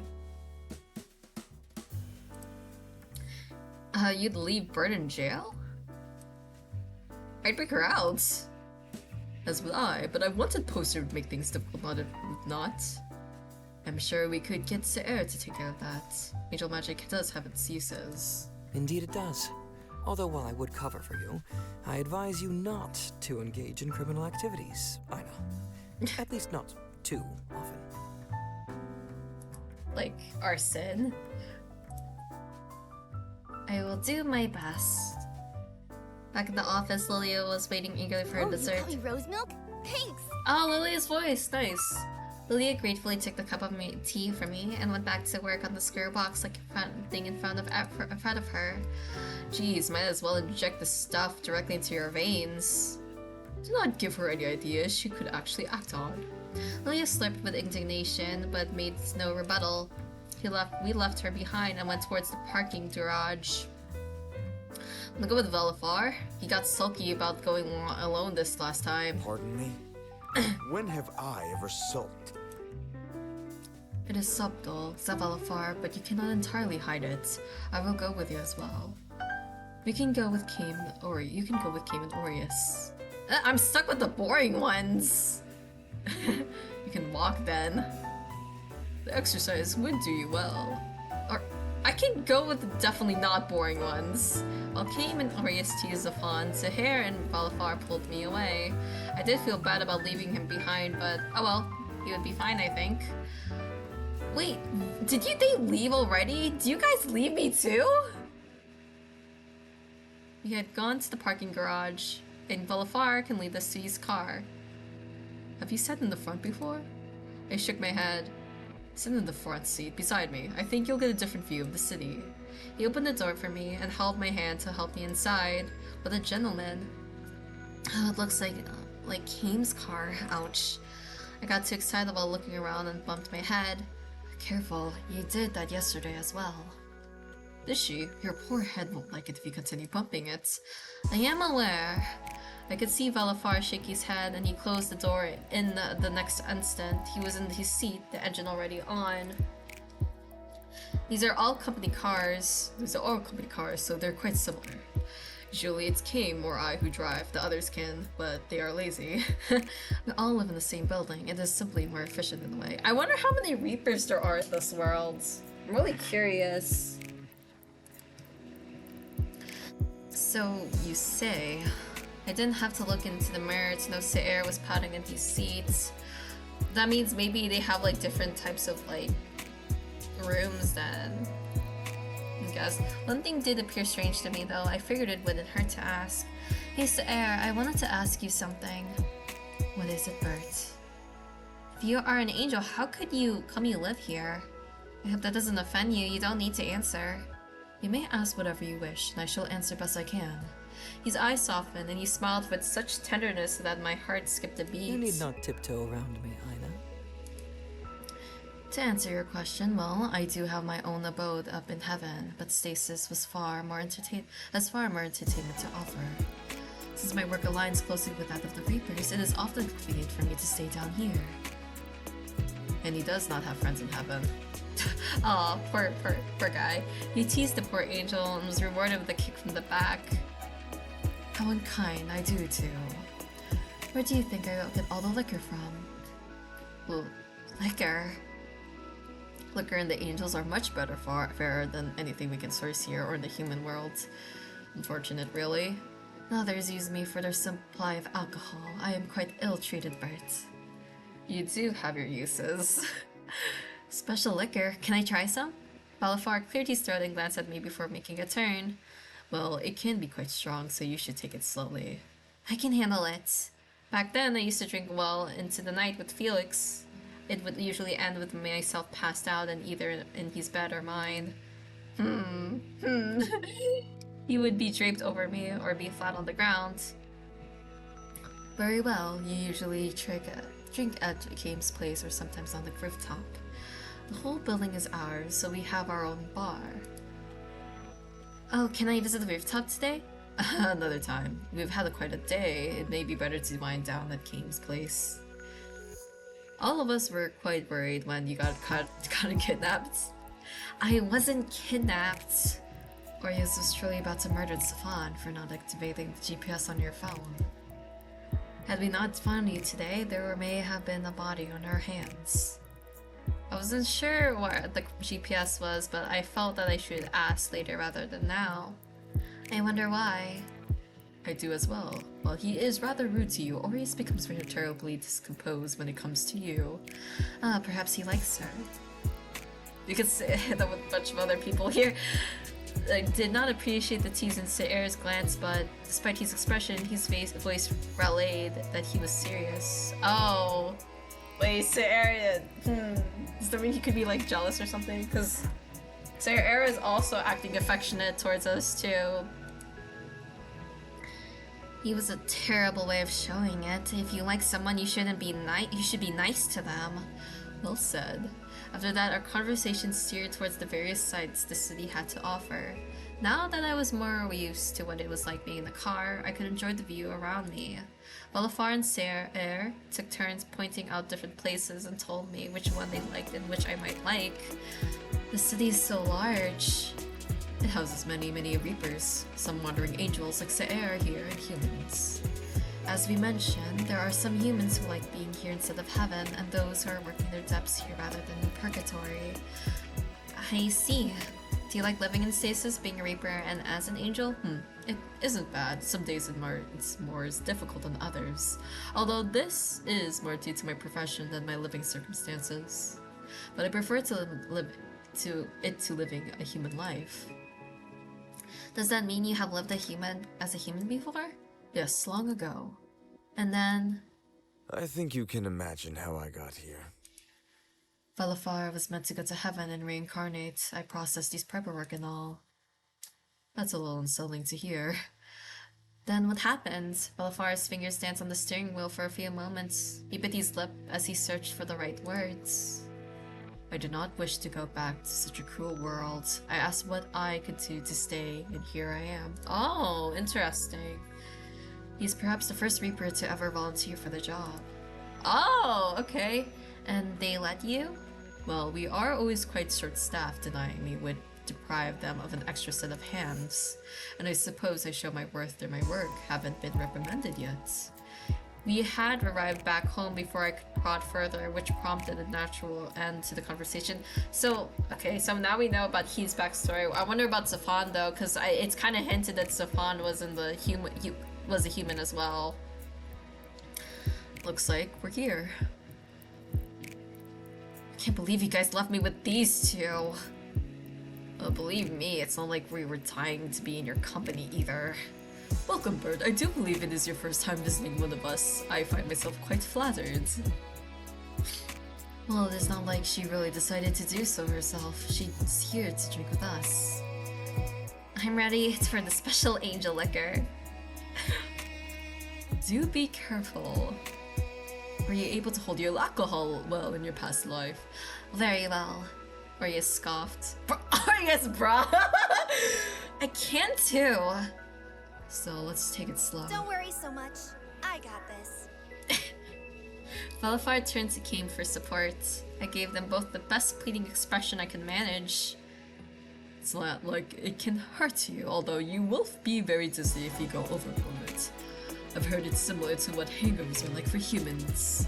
For an angel like Saer, he simply gets sleepy and elated. What about demons? Saer nodded happily while Kame poured out drinks for everyone. They came in different colors and hues, but Kame and I had drinks with softer colors. His was purple and mine was colored pink. I had a little umbrella in mine. It was quite cute. Oh, I didn't know you had those umbrellas. How come I didn't ever get any, Mr. Bartender? I didn't buy these for you. I bought these for Bert. Oh man. This is very sweet of you, Kame. I will cherish this tiny umbrella. As the fawn recovered from the slide, I settled down into the plush couch. This is nice. I've never had drinks with so many people before. Usually I would end the day with my family or Felix, and he was the only drinking partner I ever had. Hearing the others' conversations was relaxing, and a smile crept on my lips as I listened. So, how do you like our trip in the modern-day human world? Stefan directed the conversation to me suddenly, and I wasn't sure what to say.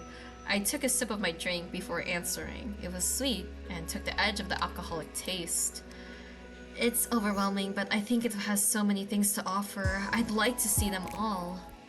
As much has changed, but I do wonder if society has changed. What was it like in your time? Zafan? The typical serene Saer murmured a warning to the redhead, but I didn't mind his question. Like, Zafan is kind of like blunt. Well, where I came from, the nobility ruled all. It's not a happy story. I laughed awkwardly and focused on sipping my drink. I didn't want to bring the mood down, so it seemed to be wiser to stay quiet. That was kind of low. If you do not wish to speak about it, do not hesitate. You are one of us now. Our ears are open to whatever your heart has to say. And we wish to know about you. Zafan sat down next to me and put his hand on my shoulder in a gesture of support. If you do not wish to speak, then do not feel pressured to. I nodded and looked at each of them in turn. They are all so kind to me. I'm sure they know the subject matter will be heavy to hear, but even so, I took a few more sips to loosen my nerves. Noblesse oblige? Pfft, yeah, right. They did just as they pleased and everyone went to their will. My words felt a bitter taste in my mouth, but I did not stop. When someone didn't, they disappeared mysteriously, but not before their reputations were tarnished beyond repair. So no one could care when they die, or simply vanish. Better off that way, isn't it? No one complains when the trash has been removed, right? It was a dark sentence, and I could feel the discomfort in the atmosphere. At last, Valafar broke the silence. It is appalling. It is. Anyways, let us go back to drinking. I busied myself in my glass, but the conversation around me had yet to resume. I appreciate the opportunity and the company truly, but I wanted to wither under the concerned stares directed at me. You should finish your thoughts, Bert. Do not let it fester in your heart. No matter how many years may have passed, the wounds in my heart had yet to heal. Even if the passage of time had allowed me to cope with them, to me, they were still fresh. I was one such thorn in their society. My best friend was someone who was well desired and very distinguished. To this day, I wonder why he kept me in his company. That man who went on to destroy the world? I could understand what his tone meant to convey, but I imagined him regardless. Yes, he should have been married by then, or with someone of an equal stature. I was wasting his time instead of someone who was worthwhile, and who would have been his wife. I was always at his side as his friend. It was no wonder that no one could grow close to him when I had demanded so much of his time. You were not lovers? Kim abandoned his drink and leaned forward, a strange glint in his eyes, or perhaps it was the shine of his spectacles. No, our relationship was nothing of that sort. And yet he tore up the entire country to avenge you. Did you turn him down? He never indicated that kind of interest in me. Oh. The men all glanced at each other and then back at me. You want? Okay, this is making me curious to look back at the bios now. Is he one of the love interests of Felix? Do we get to see him?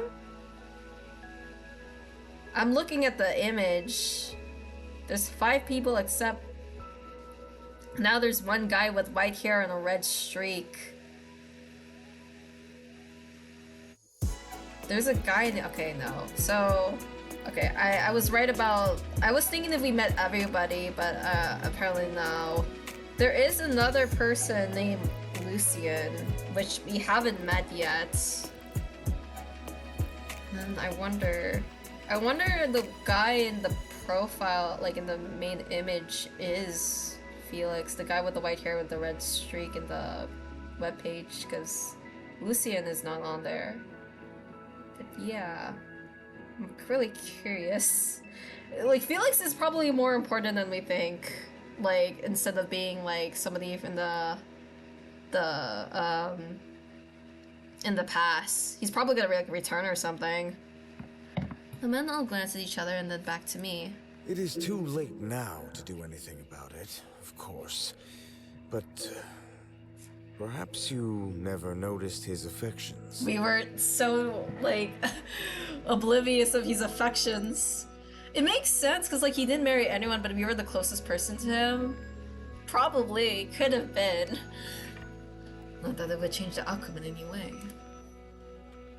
I could perhaps see someone taking drastic measures for our friend, but an attempt to destroy the world. Perhaps he loved you. Yeah, that does sound like kind of too far. He attempted to hide his smirk behind his glass, but he wasn't fooling me. Luckily, Aurea saved me, and with a certain amount of sensitivity I did not ever expect of him. Does it matter now? She clearly never noticed. You are such terrible gossips. They want the tea. Forgive me for prying, but life gets monotonous after a few hundred years. As they bickered amongst one another, I found my thoughts getting more muddled by the minutes. My god, what if he did love me? Everything makes sense. Now you're like, oh shit, maybe my friend actually liked me. Oh god, after we died. No, it's like the worst time to realize that. The casual caresses against my head. The way he twirled my hair. No, okay, yeah, he definitely liked you, girly. Dude, he caressed your hair and twirled it? Yeah, I think that's a sign. How he fussed over me constantly and never left my side. I was always me on his arm at every gathering. Goodness, I was an idiot. What does Felix look like, I wonder? All the things that he does for me. Such as... He was waiting for me to answer, as did the rest of the men. It's just, I suppose it's those gestures that could have been considered romantic. And even more than that, the way others perceived us. I sink my head into my hands. It's all my fault. I was stepping into a world that was beyond my reach. Romantic or otherwise, I should have stayed away. I didn't know my place. I was greedy and my entire family paid the ultimate price for it. That's bullshit! He slammed his hands down hard on the table and his drink spilled over. Aureus? Kame coughed to cover up his surprise and elegantly dabbed the corner of his mouth with a handkerchief, but Aureus did not relent. You are not good enough to be with your friend? Do you really buy that? And that was the reason that whatever happened to you happened? I knew you were an idiot, but to this extent... Hey! Aureus. Surprisingly, it was Valafar who rebuked him, while Aires stepped in between the two of them. I understand your feelings, but there is a kinder way to express them. You really need to be more tactful. I'm sorry.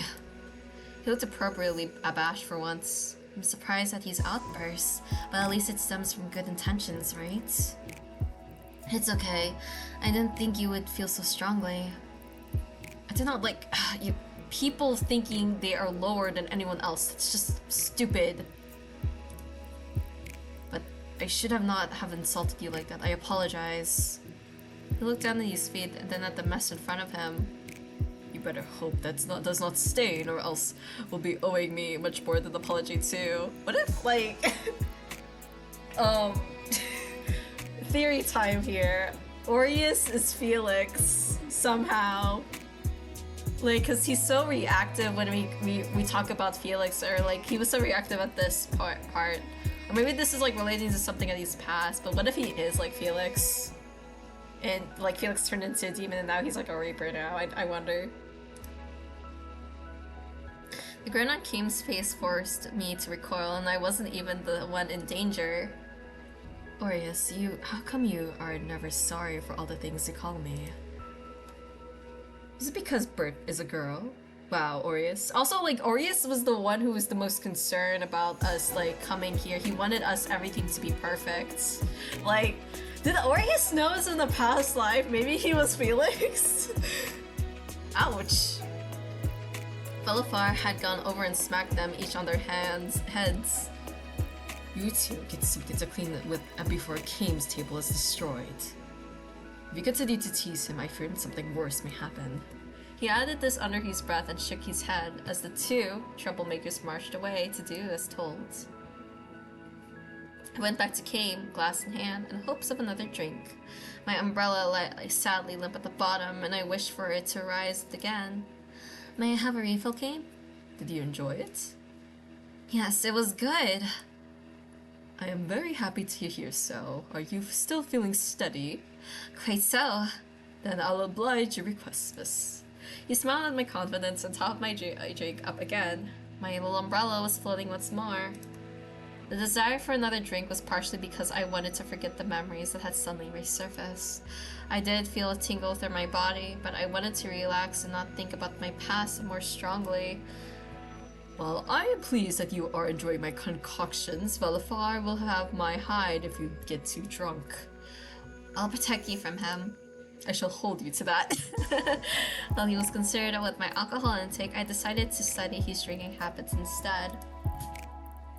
I noticed that his sips were slower and more sparse. Kame, do you never become inebriated? That is a good question. I drink more heavily than when I am alone. And why is that? Because I am afraid of what I would admit when my tongue is loosened. Do you also have things that pain you? Don't we all? It is very human-like of you. Kame paused for a short while and stirred his drink in contemplation. Is it really? Okay, that might be too low. To be human is to suffer, right? Now that is quite a dark take. Is suffering simply not a part of life, no matter the kind of being? It's true, yeah, isn't suffering. Yeah. Then what makes a Reaper different from a human? The way you all approach things, human emotions are much different. What are like demon emotions or angel emotions like then? The pair returned for the few cleaning supplies and in time to join our discussion. But if you also ache, laugh, and desire, then where lies the difference between humans and yourselves? The extent? The things humans do for their desires is something unthinkable for us. Is there nothing you would do, anything where even like would Valafar agree with this because he used to be human? So would he not relate to human emotions? It all went quiet after that. Have I just got some food for that, or am I really good at killing conversations? Well, with that in mind, I believe it is time to call it a night. Look at you, Bert. You're unsteady on your feet. No, I'm not. I insisted, but my legs betrayed me once I tried to stand up from another refill. I am pleased to see you have enjoyed yourself. Saer beamed brightly, his cheeks a happy flush. Is that exactly the work it takes to get alcohol away down here? You're the best, Saer. Alright, before Saer melts, how about we all head back? Arius was meticulously cleaning Keem's table still under the man's eagle-eyed glare. After you polish the table again. Are you done with the glasses, Stefan? Yes, my liege. The men were flitting about and cleaning everything. It was amazing. I had never seen such helpful guests before. Since Keem is kind enough to host us and make our drinks, we would like to repay him by leaving the place as it was. Oh, no, I haven't helped. It is your first time here, so don't worry. He patted me on my arm with a smile. You can help me dry the dishes next time, Bert. You're my guest. These others are all intruders. I shall remember this the next time we need someone to finish your paperwork. Except Velifar. He doesn't. Okay. He does not want to get. He doesn't want to trouble Velifar. Damn. The older man rolled his eyes and tossed a rag at Keem. In the end, Velifar and Saer helped me back to my apartment. After making sure I was tucked safely into bed, they took their leave. Oh, they tucked me into bed. Oh. They gave me like a good night story. And to end another day in my life. That was a good chapter. Oh wait, no, there's still more. Okay, today we do things in my way. It was the next morning and we were back at the office. Keem insisted that Aureus handled my training today, despite trying to wriggle out of it. Aureus had no choice but to take up the mantle of my teacher. I too argued against having such an unwilling instructor, but both of us lost the best speckled man. How unfair. Yes, sir. My head hurts. I thought the Reapers ran me into this type of thing. When in the world did angels put in their liquor? Well, spend a couple of hours in training, then you go have lunch with others. After lunch, you go to hell. Excuse me? I thought you said I didn't have to go there! Is it because I went with those timeshare people? I won't do it again, I promise! He pinched the bridge of his nose and huffled my angrily. Will you stop and listen? You aren't being sent to hell. But we deliver people to the gates, or well, the reception area. Do we go to heaven too? I imagine it would be far prettier than hell. No, they don't like it when our kind hang around for long. Well, I wonder if they had cases where they delivered the souls to hell at the gates and then they tried to run away from the gates. Like, there has to be situations like that, right? There must be like guards to prevent that? He was sounding a little evasive and I couldn't help but think that he was hiding something. I suppose they don't like us hanging around hell either, but at least they're more direct about not liking us. In heaven, there is a persistent sentiment of holier than thou. It's annoying, especially I guess since he's a demon, they would not like him. I see. I suppose being in the afterlife doesn't change human behavior. Aren't angels supposed to be free of ill intent though? That's what makes it worse. They genuinely believe they are better than us. I sighed. I've dealt him with enough snobbery while I was alive, so Air isn't like that at least. That's why we let him hang around us. Enough talk. Let's get your weapon and start teaching you how to use it. But before that, he walked over to the vending machine and got me one of those cold coffees. This will help. Velifar did warn you about drinking too much. I didn't drink too much, but still I took the opportunity to let myself smile when he looked away. Whatever positivity I had felt towards him earlier was quenched by anxiety. This room was so empty. Did he bring me here to kill me? I walked around in circles, and the taps of my footsteps echoed. Aureus had told me to wait here until he returned with my weapon, but it was boring. Where is he? I started to walk in circles, one foot in front of the other just as he walked in. I wondered how training would go. Would I be fighting Aureus? I gripped the hilt of my imaginary sword and swung my invisible weapon before me. Haha! Take that! And that! Not so cocky now, are you? He's gonna be I like, what the see you've been keeping yourself busy.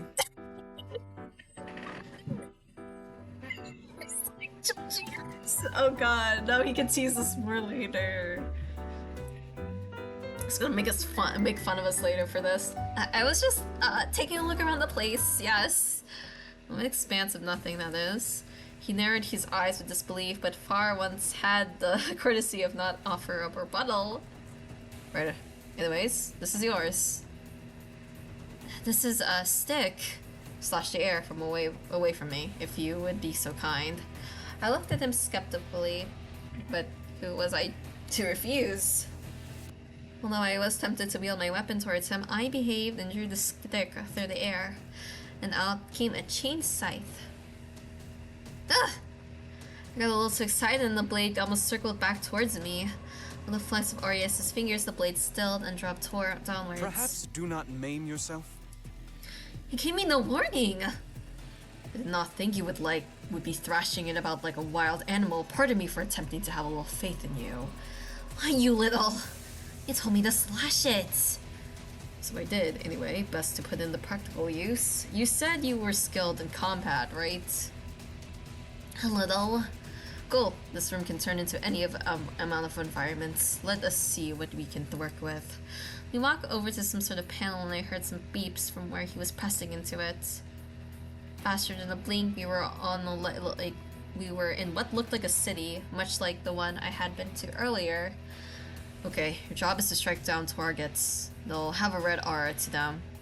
Their aura? I'll be able to see it? Yes, your full powers will take time to realize themselves, but sight is something that comes to you automatically. Sight? Whatever you are, wherever you are, you will be able to see supernatural beings. Those with red auras are wandering spirits. This is a test simulation, so it has been artificially reproduced. How strong the auras will always be to you in the real world will depend on your own innate ability. Lovely. I couldn't help but eke out a dry reply, considering I had absolutely no idea how my innate ability could even be. What if there was nothing there at all? With that, the first target came into view. So I just swing like this? It was difficult to gauge my strength while I was able to slice the apparition into two. The blade swung back towards my feet once more. Ugh! Orius sighed and stayed my scythe once more. Do you want me to take it back from you? It's not my fault. I spoke through gritted teeth as I struck another target that swooped down on me. I haven't had the chance to practice. I believe the trial by combat is the best practice. I think you need to change your beliefs. I ducked down mid-sentence to whack at yet another apparition. If I wasn't so abruptly irritated at him, I would be terrified at the prospect of actually having to do this one day. Huh. Funny to hear from you. Look, just copy me. He took out his own scythe, leaped into the air, and took out 3 apparitions at once. Show off. I'm just teaching you. Learn faster, pupil.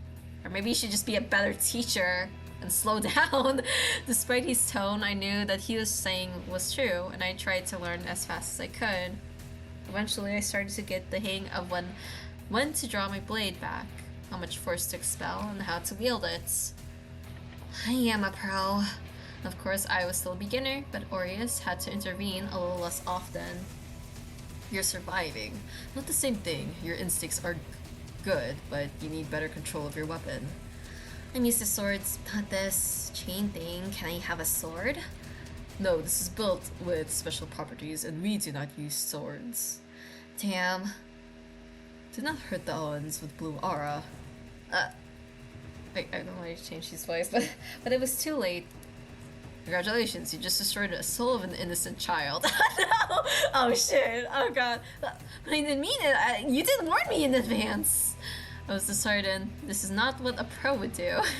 Orius seemingly took pity on me and pressed a few buttons on the panel, which returns the broom back to normal. You did well enough for today. I will let you off the hook for an afternoon training just this once. I appreciate your benevolence. I should hope you can make it at least 3rd place one day. 3rd place? Oh, okay.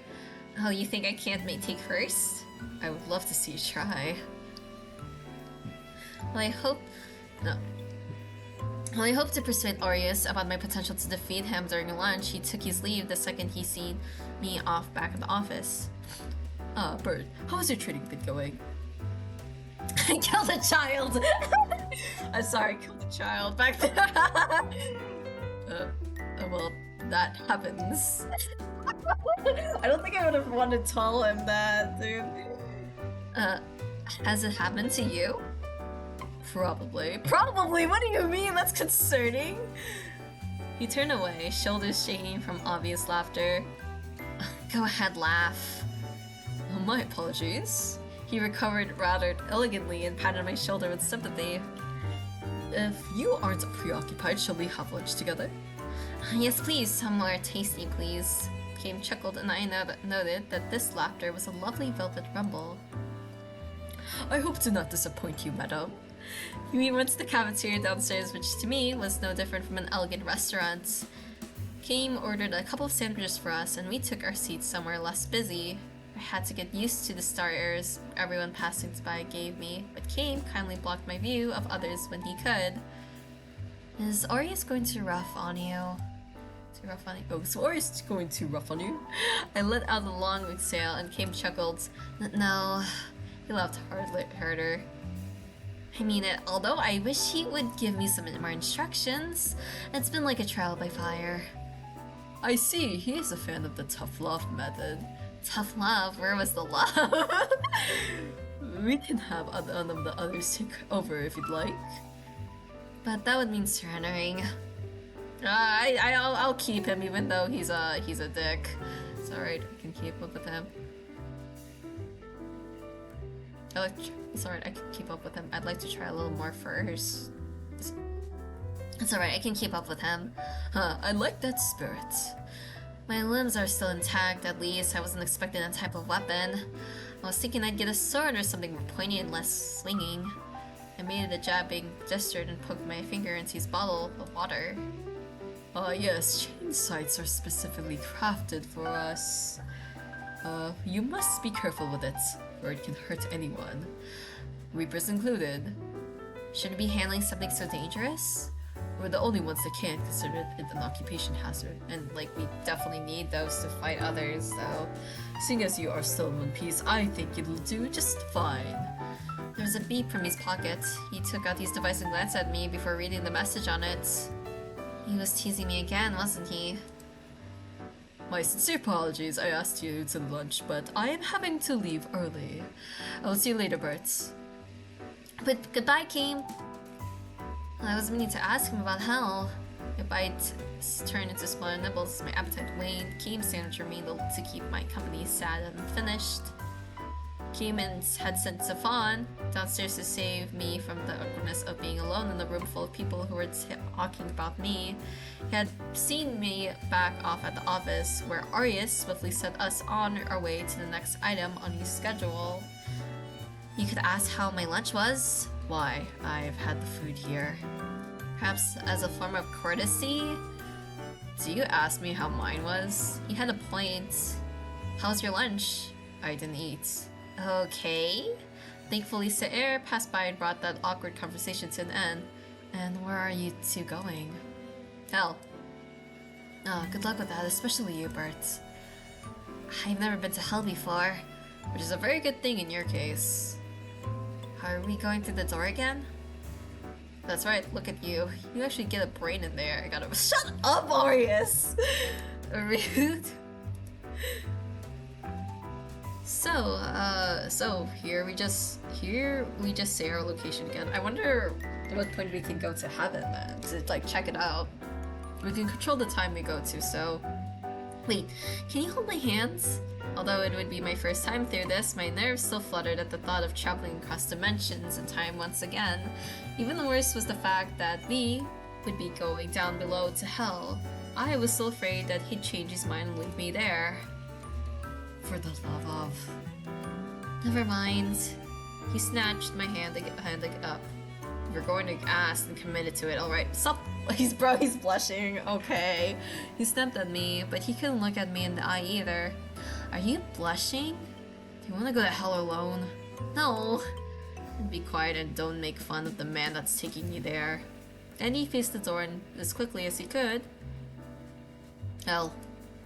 I squeezed his hand back tightly, letting it anchor me as we traveled to the realm that would be far less friendlier than all the others we saw together. Although the breeze on my face was warm, his hand was even warmer. Oh, please, I'll do anything. Please, I can change. Don't take me. From the distance, we saw a man getting scruffed by the collar and dragged into the lobby. What an introduction to hell. Don't tell me you were expecting sunshine and daisies. Well, no, but a few roses could liven up the place. Hi, Ami. Oh my gosh. Yeah, he's one of the love interests. But yeah, welcome to the stream. How have you been, by the way? I'm playing in the Tome game. It's partially voiced by some people like who've actually voiced some anime, like the Chainsaw Man and My Hero Academia. Some of them are also voice actors from Genshin Impact, so I'm just like excited to hear their voices. But yeah, we're also in hell right now, so I've been fine. So just honestly, it hasn't been like a really busy day for me. So except just this, which I've been liking this game so far. Anyways, I had an iron grip on Aureus' hand still, and my nails had dug in when I saw the man doomed to perpetual, well, doom.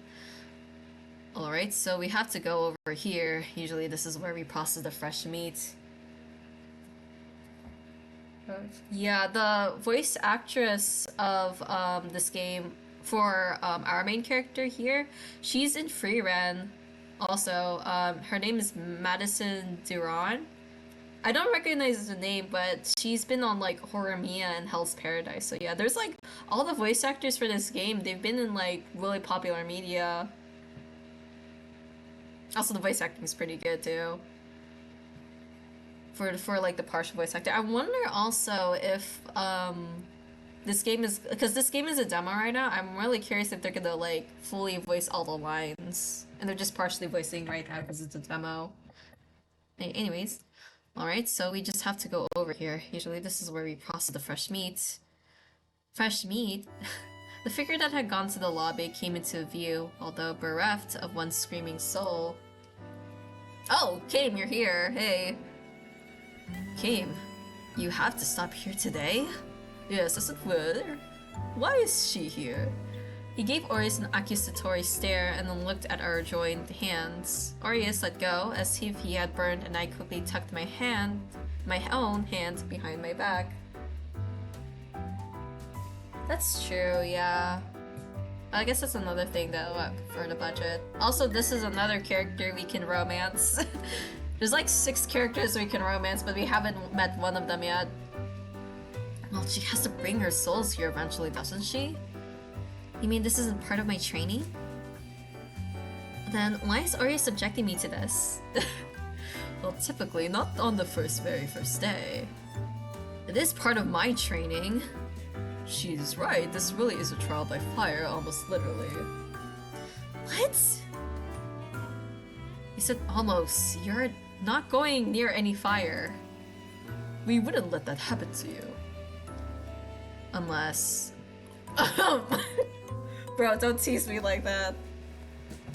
He cleared his throat and pushed up his glasses, and I swore I could see his lenses flash a warning. You two can head back without me. I have to talk with Beals about an influx coming in soon. Oh, an influx. Oh no, that's not good. A party. Quite the merry one. Do all Reapers have such a dark humor? While they shared a laugh, my stomach churned at the thought of more screaming souls like the last one. Maybe they're just used to it though, and they're also demons, right? So they're used to this place. Unless, oh god. To be tossed away forever in agony. Ugh. I suppose one becomes habituated over time, and I suppose they all deserved it, right? We were not planning on waiting for you. We were not planning on waiting for you, as it were. Arius's ill manners snapped me back to the conversation, and I spoke up in defense of Kame. I would have waited. Kame smiled at me appreciatively. But I am the boss today, so you get no say. What a tyrant. Ugh. In that case, abhorrent matters aside, I will see you two after work. Yes, I get to decide my after hours, right? Yeah, because I am not actually a tyrant. Doubtful. As Kame was about to make his exit, I realized there was something I was still dying to know. Before you go, Kame, I want to ask what happened to that man.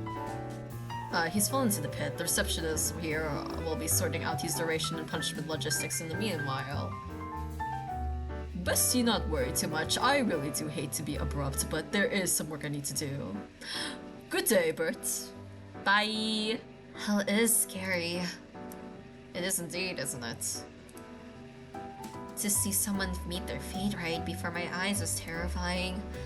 Is that what my friend felt seeing when I had been executed? I shuddered. Bit too much? Yeah. I think that is enough for today then. Yeah, you just brought me to the reception area. Is that the only thing you wanted to show me? Well, I had to learn to do hellish things, throwing people into pits, doing paperwork. It can wait another day. I might get in trouble for overworking the new recruit. Wait, do I actually have to throw someone in the pit? No way. He rapped on my head in what I assumed to be the closest thing to an affectionate gesture I would receive from him. Don't touch me! Don't touch me! It did reassure me though. He was looking out for my well-being. It just happened to be the most asshole way possible. He is so bad showing his affection.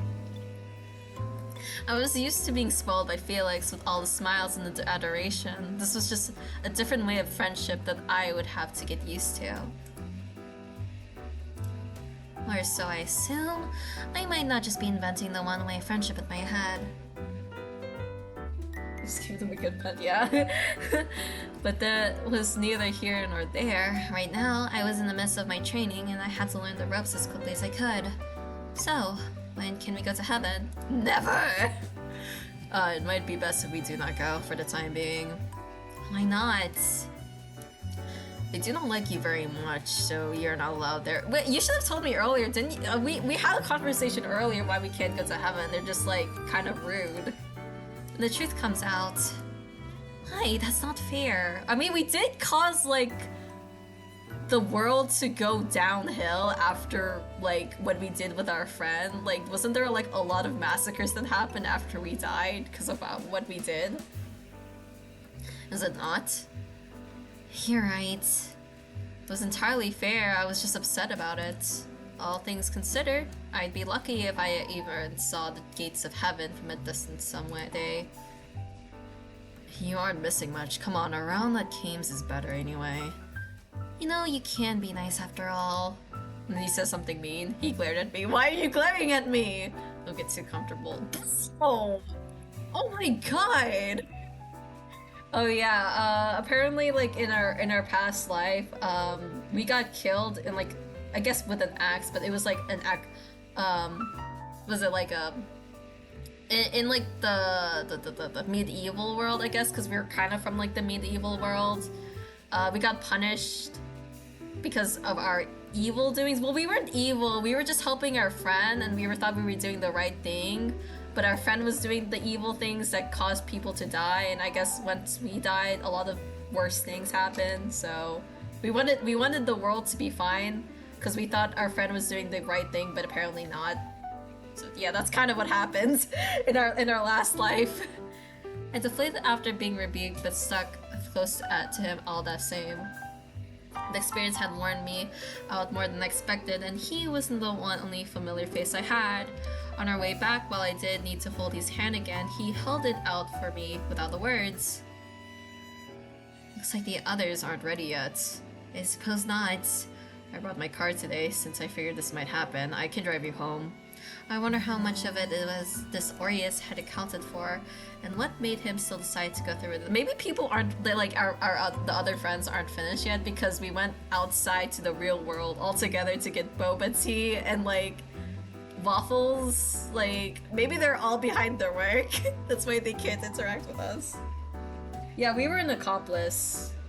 Yeah, and we after we died, we stayed in purgatory for a while, and then now we're like a reaper.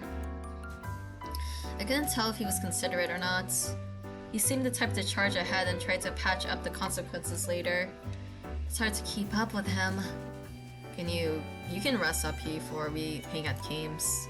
Shouldn't I get some work done? No, let's get you home for now. Thank you, you know you can be... Don't. Why are you so mean?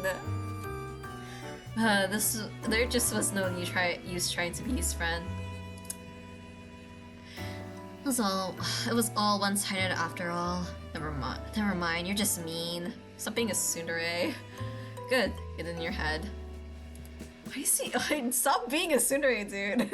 I can see why he did not drive often. He was like a monster behind the wheel. Oh, he's terrible at driving, no! It was like they released a demon from the hell in the form of Aureus and unleashed him into this realm. Well, he is a demon. Whatever fears had been alleviated swiftly returned as I dug my fingers deep into the seats. I did not realize that driving could be so loud. It was like he was unleashing whatever frustrations he had onto the road. Classic tsundere, yeah. You're a very rough driver. Wanna try doing it yourself? No, thank you. We should have walked. As terrible as driving was, I would rather take my chances with him. It is still better to learn, but I will not be. It was still better to learn, but I will not be your teacher. I should hope not. I think you would be yelling at me more than teaching me. I think I would actually cry. Because you would probably deserve it. A good teacher is patient. And also not a bad driver. I never claimed to be a good teacher. I crossed my arms and decided that pursuing conversation with him was pointless. Yeah, it's a bit of fantasy and modern, but it's mostly supernatural because we're dead. But like, technically, like main character has actually been from like a fantasy like medieval time, so she's not really aware of technology and everything just seems really new to her. And also, there were some cases where she thought like using her phone was like sorcery. But in this world specifically, it is like a bit of, I want to say more supernatural than fantasy. Like some of the characters like look like they are in a fantasy setting because of their clothing, but it's more supernatural. And they have a good amount of modern stuff in it because since they implemented like a lot of the modern time into their worlds, like the cars. I crossed my arms and decided that pursuing conversation with him was pointless. I was so irritated that I had forgotten. The scene in hell that I witnessed, was he riling me up on purpose to make me forget about it? Well, that's dumb. This was the same man who had thrown me into a training simulation with a very pointy weapon, and no instructions. He was just a very prickly man, wasn't he? I had been dropped off as promised, and I was now soaking in the tub. I wonder if we get paid. Like, what if I want to add more stuff to my room and I need money? So can I get paid in this job? Saer has shown me all the different types of bath products he had purchased for me and had fun combining the different scents, although they were starting to make me sleepy. Just as I was about to drown in my own bathtub, I heard a knock at the door at the same time as I heard my phone ping. Did we get a call? You home? Coming. Oh, hey, Savon. I scrambled to put on some clothes and scampered to the door as droplets were left behind in my mad dash to greet my guests. It probably would have been better for me to tie back my hair so that it didn't soak my shirt, but I couldn't find anything to do with that. Hello. The guys are still at my door, even Aureus, although he was at the back like usual. Oh, they all came! Okay, hey, we're hanging out again? They blinked at me, probably taking in my haphazard appearance. Oh, bruh. Stefan was softly blushing. What was going through his head? What are you guys doing here? Aureus said you couldn't stop crying, so we decided we'd just spend time here with you. Aw, yo! I love hanging out with these guys, though. They're kind of silly. I was not crying, Aureus. He looked back at me with a smug grin. I wanted nothing more than to smack his little smirk off his face, but given that this was not the best place for it, I mean, it would have been fine if he cried. He was terrible at driving. Oh, was he winding us up? Wow. Looks like you do care for after all. I smiled back towards Aureus with a sweet smile. Maybe teasing him back could be a method of revenge. I stepped aside so all the boys could file in my home and suddenly become a lot warmer. Yay! Party! Party in my house! They're the idiots who dragged me here. Whatever makes you feel better, Aureus. No one likes a soonery, Aureus. Yeah! Yeah, you tell himself, Safon. What the fuck is that? Oh, of course you don't know what that is. So uncultured. We have brought you a hot cocoa. I shall prepare some for all of us to share this evening. We've got some groceries too. And we're going to teach you how to use your appliances this week. Oh, yay! You haven't tried it yourself yet, right? Kane walked into the kitchen, inspecting the surroundings as Hughes tapped his chin. Well, nothing appears to be broken, so... I am offended that you think of me as to be so reckless. After one watch and you paint me as a crazed, destructive woman. Unbelievable. So many in one place, yeah, and you can date all of them! Yay! Yeah. Hey, I think that just makes you more fun to be around. The rest of these guys are boring, stuck in the muds. I find that I am very interesting. He looked around for information and all eyes are away. With an encouraging nod out of pity and he brightened up. To be fair, the concept of an angel is genuinely interesting to me. These men were used to be these strange worlds. I'll put on a movie for us, sir. Go get some blankets. Bert, you don't mind if we stay in, right? No, not at all. I appreciate the company, even Aureus. I'm flattered. Everyone's invited except Aureus. He was dry as ever, yet we still all laughed. It was the start to a very cozy evening after a very long day. For the first time, or as far as I could recall, I felt lucky, like I had finally found something that could be akin to family. Reapers are unattached. Kim had said that, but I could still dare to hope, right? Chapter 3? Yeah, chapter 3! Yay! Oh! In the blink of an eye, a week had already passed. My training alternated between each of the Reapers. I would train in the morning, go to lunch with some of the guys, or Lilia, when they were too busy. In the afternoon, they taught me the process of reapings, but I had yet to actually witness that one. Well, except for Kame tossing the man into hell. It was like an uncomfortable, intrusive thought that forced an unpleasant itch in my throat whenever I recalled it, but one I needed to get used to. And fast, since I'd be going to see my first execution today. Wait, no, not execution, but accompaniment to the other side was it called. How are you feeling? Fine! Totally fine! Yeah, she sounds totally fine. I felt like I had swallowed a net full of butterflies and was struggling to keep them contained in my throat. You sound anything but fine. I can't blame you. The scenery around us was so beautiful, but we had such a sad task ahead of us. I think Valafar would tell I was dragging my feet. Even though he had long strides, he slowed his pace for my sake. Of course, even if my stamina was not stronger than ever, it was my heart that lay heavy in my chest. Even in death, I perhaps was my greatest burden. I wanted to be more rational than emotional, but I found I wanted to give way to the latter more than often. Have you read the file for this case? I have not. Kim said it was particularly tragic, so I was afraid to. Considering I had a tragic end myself, I should be a bit more prepared for such matters by now. But I was told our companion today would be a child. Oh. There were some things I think one could never be used to. It is a sad tale. Are you sure you don't wish to know? Not sure.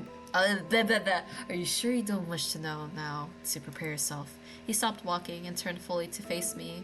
Concern along with pity was reflected in his eyes, and I couldn't bear to look into them any longer. Alright, tell me. He regarded me for a little longer, but began to walk ahead again while speaking. Timmy, his name is Timmy? Okay. Timmy grew ill one day. His parents are people with a rural area, not well educated but desperate for their child to grow better. So they handed him to a quake that fed him nothing but water disguised as medicine. No, I gasped, outraged. A rage I had long quailed rose up inside me again. I bent the inside of my cheek and focused on my steps. He was doing this to many families, to patients of all pages. How he got away with this, I had no idea. Bribery? Offered with this naught but contempt. Balafair shared a sigh of disgust with me and ran a hand through his hair. Most likely, I'm afraid. The man had lined his pockets well enough. While stealing from helpless families, naturally most of the patients withered away. His entire operation would move from town to town. My jaw clenched tightly as my fingernails dug into the flesh of my palm. I could picture this happening all too clearly in my head. I wish that this tale was beyond belief, but I'd known better. And did none of the workers say anything? They did not. How despicable. I suppose they suffered from absolute poverty as well, therefore should anything happen to their own. What happened to me? My family. I suppose this is why it is easy for others to watch someone suffer. I've never been in that position though, so I have no right to say anything still. I just can't imagine letting such an atrocity happen before my eyes. Yeah, okay. Hopefully I'll see you later. Around this week, but yeah. Bye bye. I apologize, this isn't directed towards you. I do not mind. Although, it should be directed at me. Oh, why? He added this so quietly, I figured it wasn't meant to respond. Alfar, how do I approach Timmy?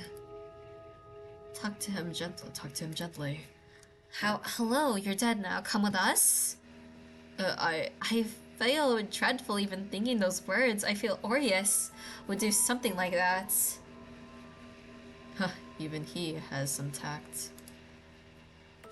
I shall be with you the entire time, do not worry. If you have any reservations, look to me, I shall assist. Does it ever get easier, telling someone they've passed? Only when you're taking them to heaven. Sighed softly, searching for the right words to say, then looked up. I followed his gaze. The sky was bright as blue as ever. Despite the tragedy that had occurred, nothing marred the beauty around us. Luckily for us, it is a beautiful day. Only that only makes it sadder. No, we'll have a beautiful departure. He nudged the small of my back gently, and I dragged my feet towards the little mousy-haired boy now in front of us. He couldn't be any older than 9. He looked hale and hearty, though. I suppose the body must be restored in death. Taking a deep breath, I crouched down to his level and tapped his shoulder. With a start, he turned around but smiled brightly when he noticed me. Hello there, friend. Hi, who are you? My name is Bird, and you're... My name is Timothy, but I like it when people call me Timmy. Well, Timmy, we have a trip to take together. Where are we going? Can I just say heaven outright? I can't write, it sounds like a scam. Do you like puppies and ponies? I like cats. Where are we going? You can play with lots of them. That also sounds like a scam. But it worked. The child brightened up and rocked back and forth with his feet. Really? Of course. I looked at Belafar for confirmation that would actually be cats, and he nodded. But my parents... His little fist balled up at his sides and he swallowed. I'm finally back home, and I can't talk to them. His eyes glistened and his voice shook. Telltale signs that one's about to break down in tears. Although the one in question might have been me first. Wait, are you ignoring me because they're mad at me for getting sick and causing you trouble? He pointed to the distance where a crying couple huddled together, all by themselves. The husband was holding up the wife, who clutched onto his shirt. Her fingers twisted into the fabric as she agonized over the loss of her son. Mama, Papa! But of course, they could never hear them again. They're not ignoring you. You didn't cause them trouble. You're just somewhere far away from them. I wanted nothing more than to comfort him, but what could I even say? I held out my arms to hug Timmy. Well, he didn't push me away. He didn't move forward. But I'm right here. He put his little arms around my shoulders, his own small ones, shaking and buried his face into my arm. Hiccups that would be heard by the three of us broke the peaceful air around us. Daggers scraped against my heart, and I knew this would be a scene I could never forget. We stayed like this for a while, as my mind searched for words to tell him what had happened. It's like a fairy tale. They can't see anymore, or hear you touch you, but you'll meet again one day. You're just on two different sides of the same world. What do you mean? You know, well, when people turn into stars, when they... Goodness, I couldn't do this. I aimed a pleading gaze towards Belafare when Timmy saved us both from having to say anything more. Oh, I see. I'm dead, aren't I? His voice was as soft as his footsteps. Tiny crunches on the grass as he walked out of my arms and turned around. I stood up and rested a hand on his shoulder. The atmosphere was forlorn, and it was as though I had lost my own family for a second time. You're a clever child, Timmy. I remember being really, really tired and hungry. I remember wanting Mama's stew. Then I woke up here. I was waiting for a while, and then Mama and Papa came. I had so much to tell them. I really wanted to get better, but I just got more sleepy every day. I'm a ghost right now. Do you think I could hunt the bad man? Although I did not condone lying, I felt the situation called for it. I do wish he could do a little haunting, but I don't want him to turn into an evil being. I wonder if I could haunt them in his place. You're not a ghost, Timmy. You're just a kind spirit ready to go to heaven. You can meet your parents again there one day. I looked at Felafar, hoping it was okay to say so. It won't be too long for a wait, Timmy. You can tell them everything again soon. I don't want to go. I don't want them to come fast. That means they die too, right? I hope they can be happy with my little sisters. I'm really patient. That you are. But do you think I could go take one last look at my Mama and Papa? Of course. We will be here waiting for you. I won't take too long. He scurried away, and I realized that the grass did not fold under his feet at all. He could never play again. No longer could he enjoy the beauty of the planet, only its grievances. We should leave him be for a while, let him make his final farewells and be at peace. He is a strong child. He is stronger than I am. Are you alright? Do you need to return home? I can make it. I'm sorry for bringing you here nonetheless. Thank you for coming. This would have been difficult without you. My hand shook a little, but he placed a broad hand on my head, and I welcomed the warmth. His strokes were gentle against my hair. With each caress, I felt the pangs in my heart dull just a little. You're just saying that. I felt like a mess. I still feel like a mess. I would have stopped you if I thought this was the case. Do you think I'd let you break a child's heart? You mean even more than I already have. You are very kind, Bert. That poor child. As I said those words, I could feel my sadness transforming into something darker. I want to burn down those sham hospitals. Truly. He sighed and patted my shoulder while I was wondering where one could buy supplies to do such a thing. Wait, are you serious? Yes, such despicable people, I can't bear it. How can they get away with this? I understand exactly how you feel, but we can't do anything of that sort. Why? Because it's a sin? Because it's not our place, you and me. We guide people in their destinations after death. We are not allowed to interfere. I'm not interfering. I'm just making the world a better place. What happens after you burn it down? How many people would die? You let that child suffer. What does it matter? If I have to serve my sentence here because I enabled my friend, then why should those people live? They enabled a child to die. What's the difference? I have circumstances, so did I. But I'm still here, aren't I? No matter what I did, this was my life now. No matter what happened, I was fated to execution and now punishment. Bert, listen. When I tell you we cannot, I mean that we are powerless. If beings like you and I step out of bounds, the consequences will be dire. Not only for you and I, but for all the others as well. Is there nothing I can do? These people have innocent families. Families that cannot survive without the people you wish to harm. Sometimes we can't do anything.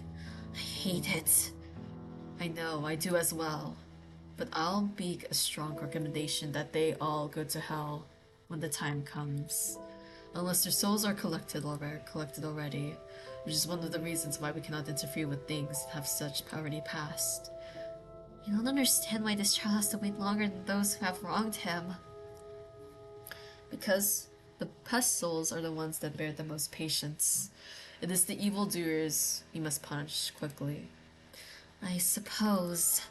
I didn't wish to speak any longer. I wasn't angry at Valafar.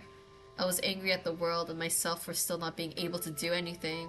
In life I was trying to work towards something better, but in the death, my own role was to be a witness and a facilitator. While I had been enjoying my time here, I remember now that this truly was a punishment for me. How did everyone else live like this the rest of the time? Why did Valafar volunteer for this? How can you willingly do this job? He took a sharp intake of breath. His usually smooth face cricked in surprise. It was a bold question, and the silence that followed had me expect to be reprimanded. But instead, he answered with patience and a melancholic air that almost made me regret asking. Because I'd rather be here than live amongst the people who commit such terrible acts. I didn't understand it, but I would keep these feelings to myself. I didn't know how much time had passed, while Valafar continued to give me his solace. The young boy finally returned and smiled simply as if he was saying goodbye before going to school for the day. I prayed the time would pass in a blink for him, so that he could be with his family that much faster. Are you ready to come with us? While trying to burst into tears, I held out a hand for him to take. His little fingers curled against mine, and it only carved out deeper holes in my heart. I was allowed to see just out the skirts of heaven that wouldn't allow me into the reception area. I was allowed up to the walkway before the guard pointed the spear in my direction. My apologies, Bert. You know, my job would be easier if they let me in. The guard said nothing. You can go wait in the lounge for me. I'll show you how to submit your reports. It is quite simple. Technology really is a marvel. I see. Well, to me, I wish we had met better, under better circumstances. You are a kind child. May heaven grant you what your home could not. You too, Base Lady. Will I see you again? Who knows? Maybe you might. Although they won't let me in here, maybe you can visit me one day. He smiled brightly and shook my head heartily. It's been a while since I got to talk to someone like this. Thanks for bringing me here. I'll name one of those, the cats after you. I am truly honored. That was all I could say before my throat clogged up. The waterworks really were coming. I bid goodbye with my one last shaky wave and scurried back into the office. I hid my face until I made it here. The door slammed a bit too loudly behind me. But I didn't care, as long as no one had noticed. I sank into the couch and buried my face into the softest looking cushion laying beside me. I hate this. I realized the complaining into a pillow was not the most professional thing to do. But most professions didn't involve that much emotional damage, did they? The complaining didn't seem to help much. Maybe I'll go get some fresh air. Now that I knew how to work my device, I could come back quickly if Valafar was looking for me. I hope no one sees me. I wanted to be by myself for a while. I was embarrassed about how strongly I felt and how poorly I probably looked. I knew they'd all be kind and try to comfort me, but that just made me feel worse. I felt like I relied too much on these men. Oh, this looks pretty! Oh my gosh. I started walking out on my own, but I don't know where I am. I figured I could retrace my steps, but I had no idea of little else. Instead of feeling anxious, though, I yearned to explore the place more. It was a bit quiet, not having anyone to guide me today. Nonetheless, I enjoyed the freedom I had for my little excursion. Since my phone had just yet to ping, I kept wandering further than I had intended to. The streets were similar to the ones in the modern world. I had seen some of these views from the car every day, but it was the first time I walked here myself. Oh, kitty! There was a little cat in front of me. How precious. Here, let me pet you. It gave me a scornful look and traipsed into the alleyway. Come back, just one pet. I followed after it quickly and crouched down. My skirt really needs a good wash after today. I felt a little stupid, but I hopped forward as the cat continued to saunter into the shadows. Oh, hi Space Velocity. Welcome to stream. I'm playing in the Tome game. Also, we're dead, so... I felt okay. Come here. I wiggled my fingers in what I hoped was an inviting gesture. Inviting to get chomped at this rate. We're also playing in the Tome game too. Yeah. I don't know if you've seen this game before, but I've been enjoying it really well today. Who are you? Oh, it's Why the are sixth you love here? interest! It's you! Oh my god, is that cat speaking? I felt right onto the bottom in my shock. I'm doing good. Why are you yelling? I thought he was gonna have like a softer voice. I looked up to see what it was indeed. A person speaking instead of a cat. Shit, I didn't think anyone would hear me here but the cat. For the record, I normally would never go into the dark alleys alone, but I figured that there would be no harm here. Also, cat. Of course, the cat. Why are you here? Where did the cat go? A bored meow rang out from behind the frightened man. Kitty! Yay! Come here. Are we just not gonna question this guy? The little brat padded up to me. Finally, I gingerly scratched behind its ear. So soft. The fur under my fingers were unbelievably soft, and its warmth called for my hands to continue giving it scritches.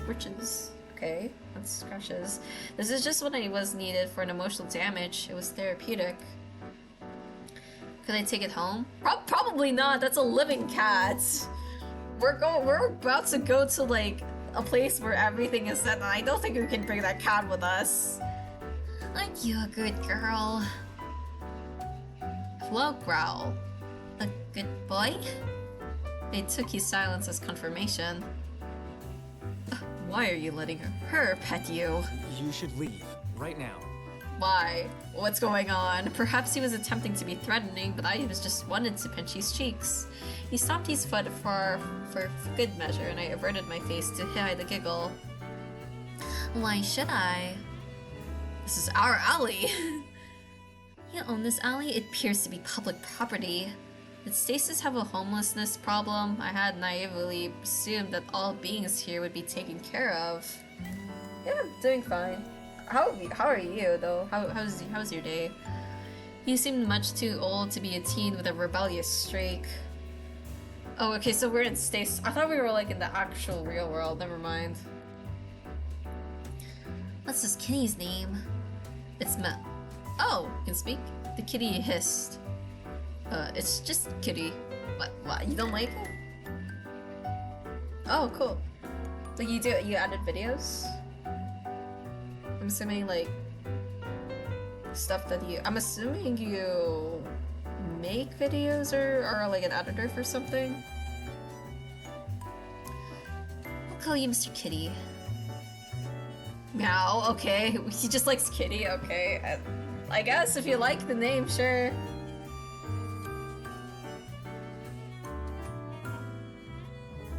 In the works of making videos, nice. What kind of videos do you do? Or like at least like edit? It seemed favorable enough for him, for he leaped up into my shoulder. You're lighter than I thought you would be, or maybe I'm stronger as a Reaper now. Were you a human before? No, I don't want to give him that voice. His eyes shifted from side to side as he spoke, and he kept his arms around himself, but his eyes trained on my face. Oh, cool. What's the podcast name? Or like, at least what do you guys talk about? Is it just like a one main thing, or like just anything? He was like a kid himself, feral and unsure whether to trust me. I think I'm pretty trustworthy though. Well, that's right, I recently became a Reaper. Oh. Are you not a Reaper? Oh, neat. That's cool. Is there like a name for the podcast? He nodded as though something dawned on him. Initially, it felt as though he was trying to be aggressive, but now I could see curiosity in his eyes. Do you like it being a Reaper? Actually, now when I think about it, I think I did look at the bios. I think he might have been like an ex-Reaper. This isn't like a spoiler thing. It's like on the game page. Sanity check? Okay. I'm gonna look at that. I'll check that later. So it's a YouTube. I'm assuming it's on YouTube.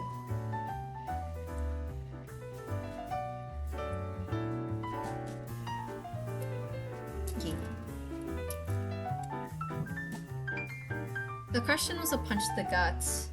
I thought I did, but that was before I actually had to do any Reaper work. What did I expect? That I get to train, eat good food, and hang out with the guys every day. Yeah, me and the boys. I could understand why the people around me were so jaded. I should be too, considering everything that brought me here. It's probably just a casual question. I had the need to offload my... No problem. I'm assuming it is something on YouTube, or do you also guys do it on Twitch for the podcast?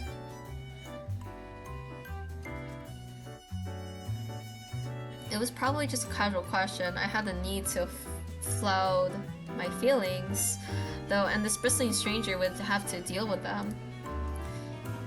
I hate bearing witness to tragedy. I hate being unable to do anything. I hate that my hands are tied and I'm told that this is just how it is. Oh, okay. Stream for Twitch, but it's on TC. Okay. Yeah, I'll check it out. Feels similar to my human life. He pondered this for some reason and scratched his chin. You know, his ears are different from human ears. I wonder if he's a demon. To my surprise, he perched his dust on the dusty crate, and the cat leapt from my shoulder and onto his head. Oh, so. Well, today I had my first reaping. I had to take a little boy to heaven. Isn't it good he went to heaven? Yes, but he shouldn't have died in the first place. I wanted to punish the horrible people who did that to him. But I can't, and I hate it. Sorry for unloading this all on you. It's best you forget that kind of thing. His brows furrowed in earnest concern, and something dark passed over his eyes. The stranger's words were spoken in an unexpectedly sage-like manner. It won't do you any good to think about it. Go back to where you came from. Okay. With a melancholic sigh, he waved me off. I can't, I died. I huffed at the man, and he returned a frustrated sputter. Both of us had our hands on our hips, while Mr. Kitty sat in the middle and looked at both of us, to and fro. If anyone were to walk in here, we would look utterly ridiculous. I mean, just go back to your Reaper friends. Live like they tell you to. Don't ask too many questions. Why, did you get in trouble? The urgent tone piqued my curiosity. What had happened to this guy? What about you? Why are you here? Are you a Reaper? A human? I peered into his face, trying to get a read on him. He flinched and hopped off his seat, shoes thudding as they tipped the crates. I'm someone that you should forget about. Don't tell anyone about me. Please. Oh, he's very important, isn't he? He mumbled the last bit, his cheeks still flushed pink. You know, his outfit is reminding me of mint chocolate chip ice cream. Kinda want some. Then he whipped around and waggled his finger in what I presumed meant to be a threatening gesture. I poked his finger with mine and he glared. No, pouted. I can't take him seriously, he's too cute. I mean it, I do, okay? Why not? My friends are nice. He squinted at me with a look at the raid. Are you serious? How long have you been a Reaper again? I felt a bit embarrassed to answer and so decided to stare fixedly at my shoes, while the cat batted at my heel. A week. You met them only a week ago. But Kim and the rest are really kind. Ugh. He flinched once I said Kim. Did they have bad blood? Look, I don't get along with Reapers. I know an angel too. I'm okay. I don't get along with anyone. So please, just let me be. You really are so nitpicky. Okay. Am I really? Oh god, I was like being Aureus and to spread less time with him. I guess this is my cue to leave this guy and he's cat in the alley. I think he should be grateful to have a visitor though, it seems lonely here. Alright, it was nice to meet you, Lucian. For someone so on guard, he revealed that too easily. It must be a fake name. Yeah, probably, most likely. Not that there's any point arguing with him. Lucian, I'm Bert. I curtsied and he shuffled his foot awkwardly, unsure whether to return the gesture or not. He decided against it and settled for a friendly nod. We had come a long way from yelling at each other just in one meeting. Be careful, Bert. I'll do my best. See you, Lucian and Mr. Kitty. I bent down for one last scritch and decided to meander back to work before they noticed my absence. I wonder if he's just hiding from something. What do you mean, see you? Hey, come back! Or don't. No, don't come back. Hi, Alec Nix. Welcome to stream. I think the lottery is hard. Valafar still hadn't called and I grew worried. Did something happen to delay him for so long? Perhaps I should have stayed with him, although I didn't think anything could go awry in such a holy place. Just as I was about to call him, he rang my phone. Oh, hey Valafar. Speak of the devil, Reaper. Valafar, are you alright? Sorry for keeping you waiting so long. I was called away urgently to take care of something, but I can't seem to find you. Well, I had gone out for a walk. I'll be right back. Oh no, will I get in trouble? Probably not. Will let me have lunch even if I get in trouble, right? Despite the flutter of excitement in my tummy from meeting a new person, my appetite had returned. With a lot of think about and a new secret in my heart, I hurried back to work in hopes there would be food left for me. Oh hey, what's up guys? So, that was the first time you'd gone out on your own. I was not good at keeping secrets. I was sweating like a sinner in church. Oh no! They know! Thankfully not literally, but I might as well have been soaked in sweat. Unfortunately, though, these damned men were shrewd, perceptive to a fault. Oh shit! Nary a twitch of my finger nor a jerk of my leg were unnoticed. I decided to sit on my hands, which perhaps only made it worse. I wanted some fresh air. By the time I had returned to the office, caught up with Valafar and submitted my report, technology was still more difficult than expected. It had been time to return. The others were quite shocked that I had made my own excursion, considering how nervous I had been since my arrival. And I had been fielding their questions until now. You went quite a way for fresh air. I needed a lot of fresh air. Yeah, especially from you, Aureus. Was he an Inquisitor? I was sitting in the armchair, which made it easy for the men to interrogate me from either side. They're all like surrounding me and be like, where did he go? Who did you meet?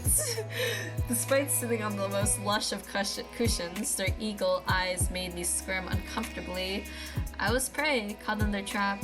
I couldn't bear to look at them, but that would only make me appear all the more guilty. Did something happen while you were gone? You should have called out of us to go with you. I don't want to keep bothering y'all. I looked around, seeking a lifeline, and Volofar came to my rescue. Though he quirked an inquisitive eyebrow, he mercifully did not question me further. Se'er was none the wiser to my dilemma, lost in his thought as usual.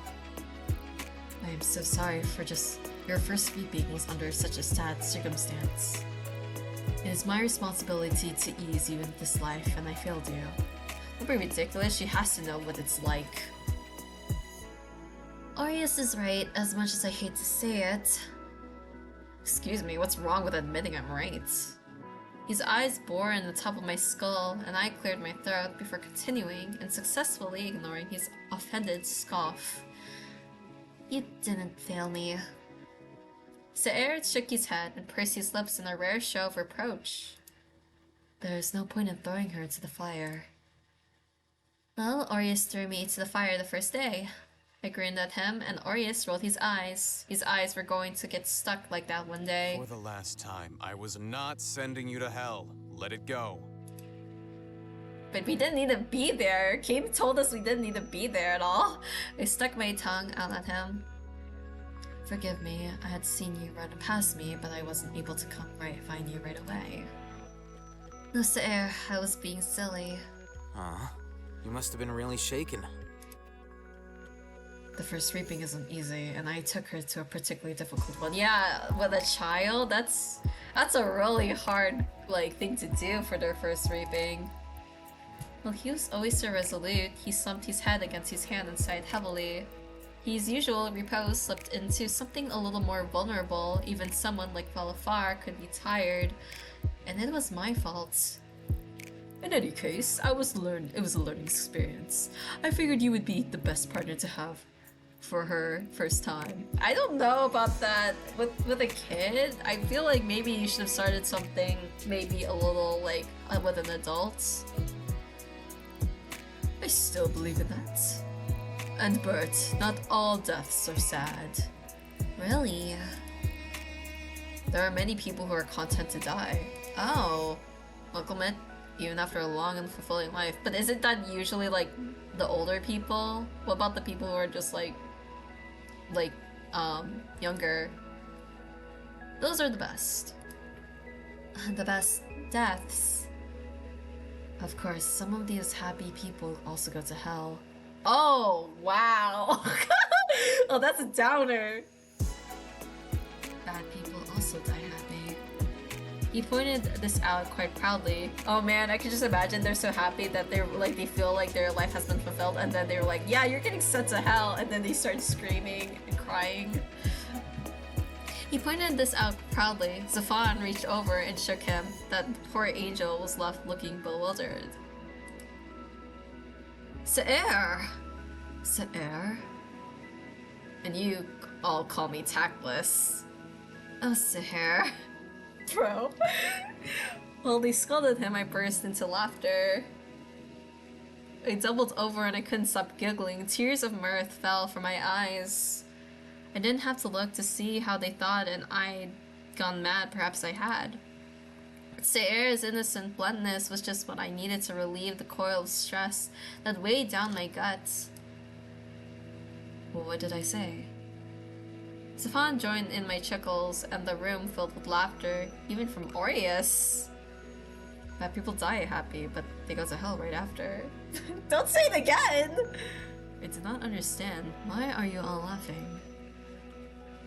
You're cute, Se'er. Se'er beamed. He's not cute, he's just stupid. No need to be sour. Are you jealous? Shut up. Well then, if you're going to be so immature, I won't talk to you. Anyways, Malafar, why did you have to go and do? What did you have to go and do? I realize I haven't been able to ask you yet.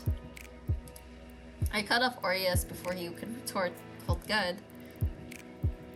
Oh, I had called him in for a favor. What's the favor for?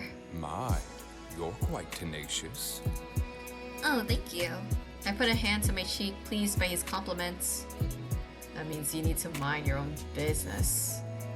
Oh. No, Aureus, it's nothing so secretive. I just think today isn't a good time to tell you, that is all. Oh yes, she'll be frightened if you can tell her about the malevolence. Malevolence?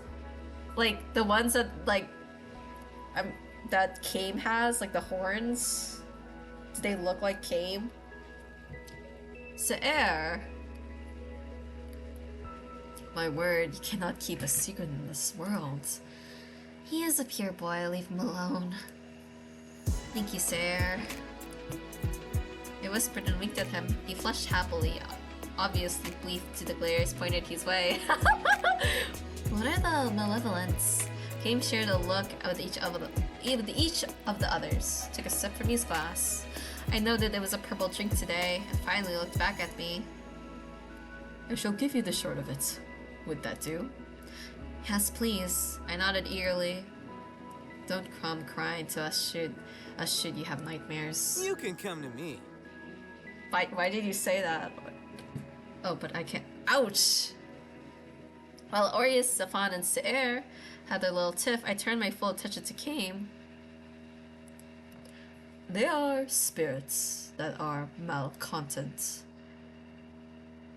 They are beings that are dangerous that need to be taken down quickly. We have been seeing them more frequently, therefore we need to eliminate them before they hurt you or anyone else. Oh, that does sound scary. We have to a handle on it, although you mustn't slack on your training. Yes, I'd like to take a break and let you do some of the heavy lifting. I shall make no promises. May I have another refill, Kame? Anytime. May your dreams remain as sweet as this drink. While I smiled, I didn't realize that I had yet to have a single dream since I arrived. But I had a lot on my plate after all. I had to power up and learn to beat up evil spirits before they could eat me, so that I could be a bigger help. The next few days had gone as normal, well as normal as they could, as I adjusted to a supernatural world. I'd gone on reapings with each of the guys, but one day I found myself one lunch without anyone to share it with. Even Lilia had gone off somewhere. I assumed it was the human world for Boba. I wish she invited me. I hope she brings me back something at least. I thought going to the human world was only for special occasions, but she had been the one to teach me otherwise. Frequently, she'd like to whirl a whirlwind and whisk me away from some street or another. At least I was afraid she wouldn't like me much, but she treated me like an old friend. It was nice being with another girl, I found myself thinking, but today, even her desk was empty. Yeah, we barely have like any friends that are girls in this game. Maybe I can take another walk by myself. I had bought 2 sandwiches from the canteen. There was one person I thought I could share lunch with, and I had made my purchase with him in my mind. Oh, is it gonna give us a choice? Although I suspected my company wouldn't be very welcome. Oh, Aureus? Or, no, never mind. Hey, what's up, Lucian? Well, he said he owned the alley. I didn't think he'd mean it. He was there again. Was he what they call a delinquent? An even more welcome sight was his little cat. Mr. Kitty. I reached out a hand for him to sniff, and he nuzzled against my palm immediately. Lucian stared at us in disbelief. You again? Hello to you too. I thought I told you to go back to your reapers. I did, and I came back here today. I even got me lunch. I handed him one of the sandwiches to Lucian, and took some turkey out of mine for the cat to take. He wriggled his nose after finishing his portion and jumped up to take a bite out of Lucian's sandwich. Oh, never mind. Hey, this one's mine! The cat hissed at him, and Lucian begrudgingly gave him some more. You can have some more for me. I tore off the part of my sandwich, and Mr. Kitty stole the piece in one bite. Okay, I need to drink some water.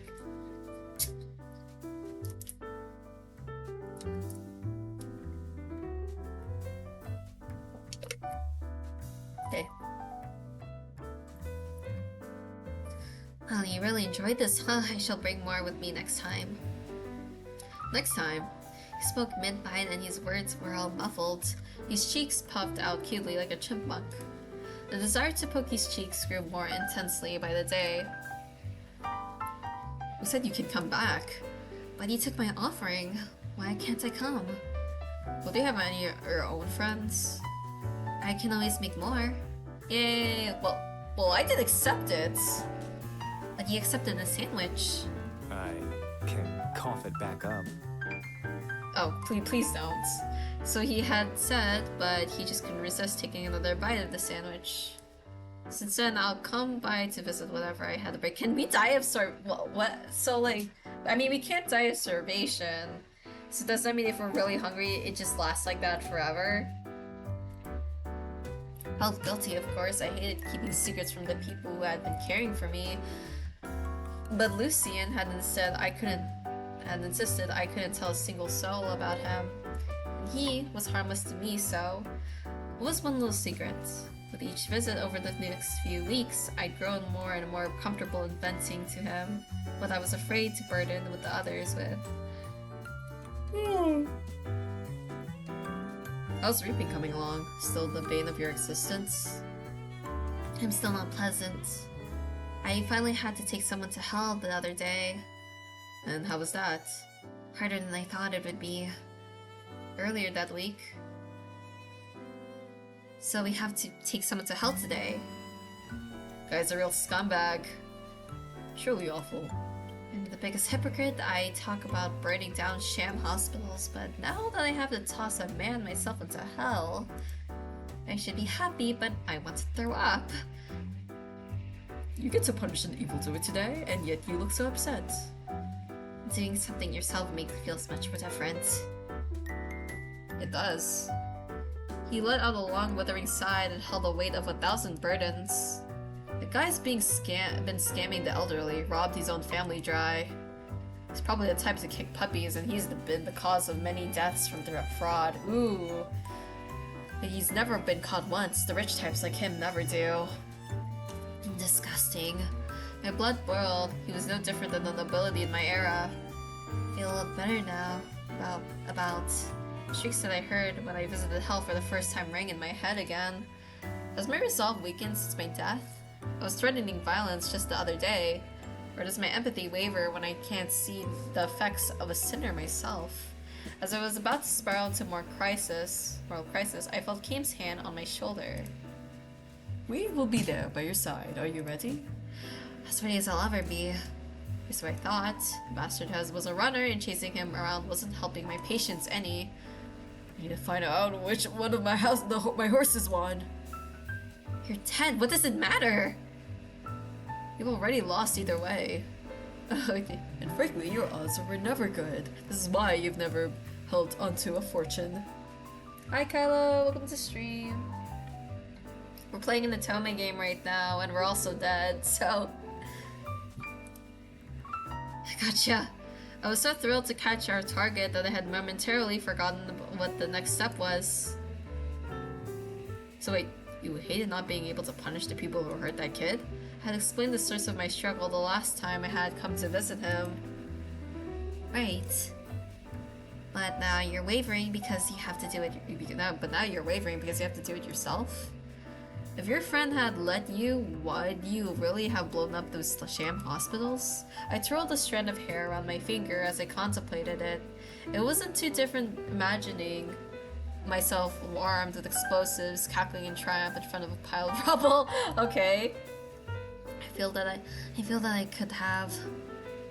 Why? Is there something wrong with me? I think you aren't as ruthless as you think you might be. I think you need something to strike you personally for you to go crazy, I guess. Thanks, that makes me sound selfish. He shrugged. Well, you're realistic, at least you don't act like you're perfect.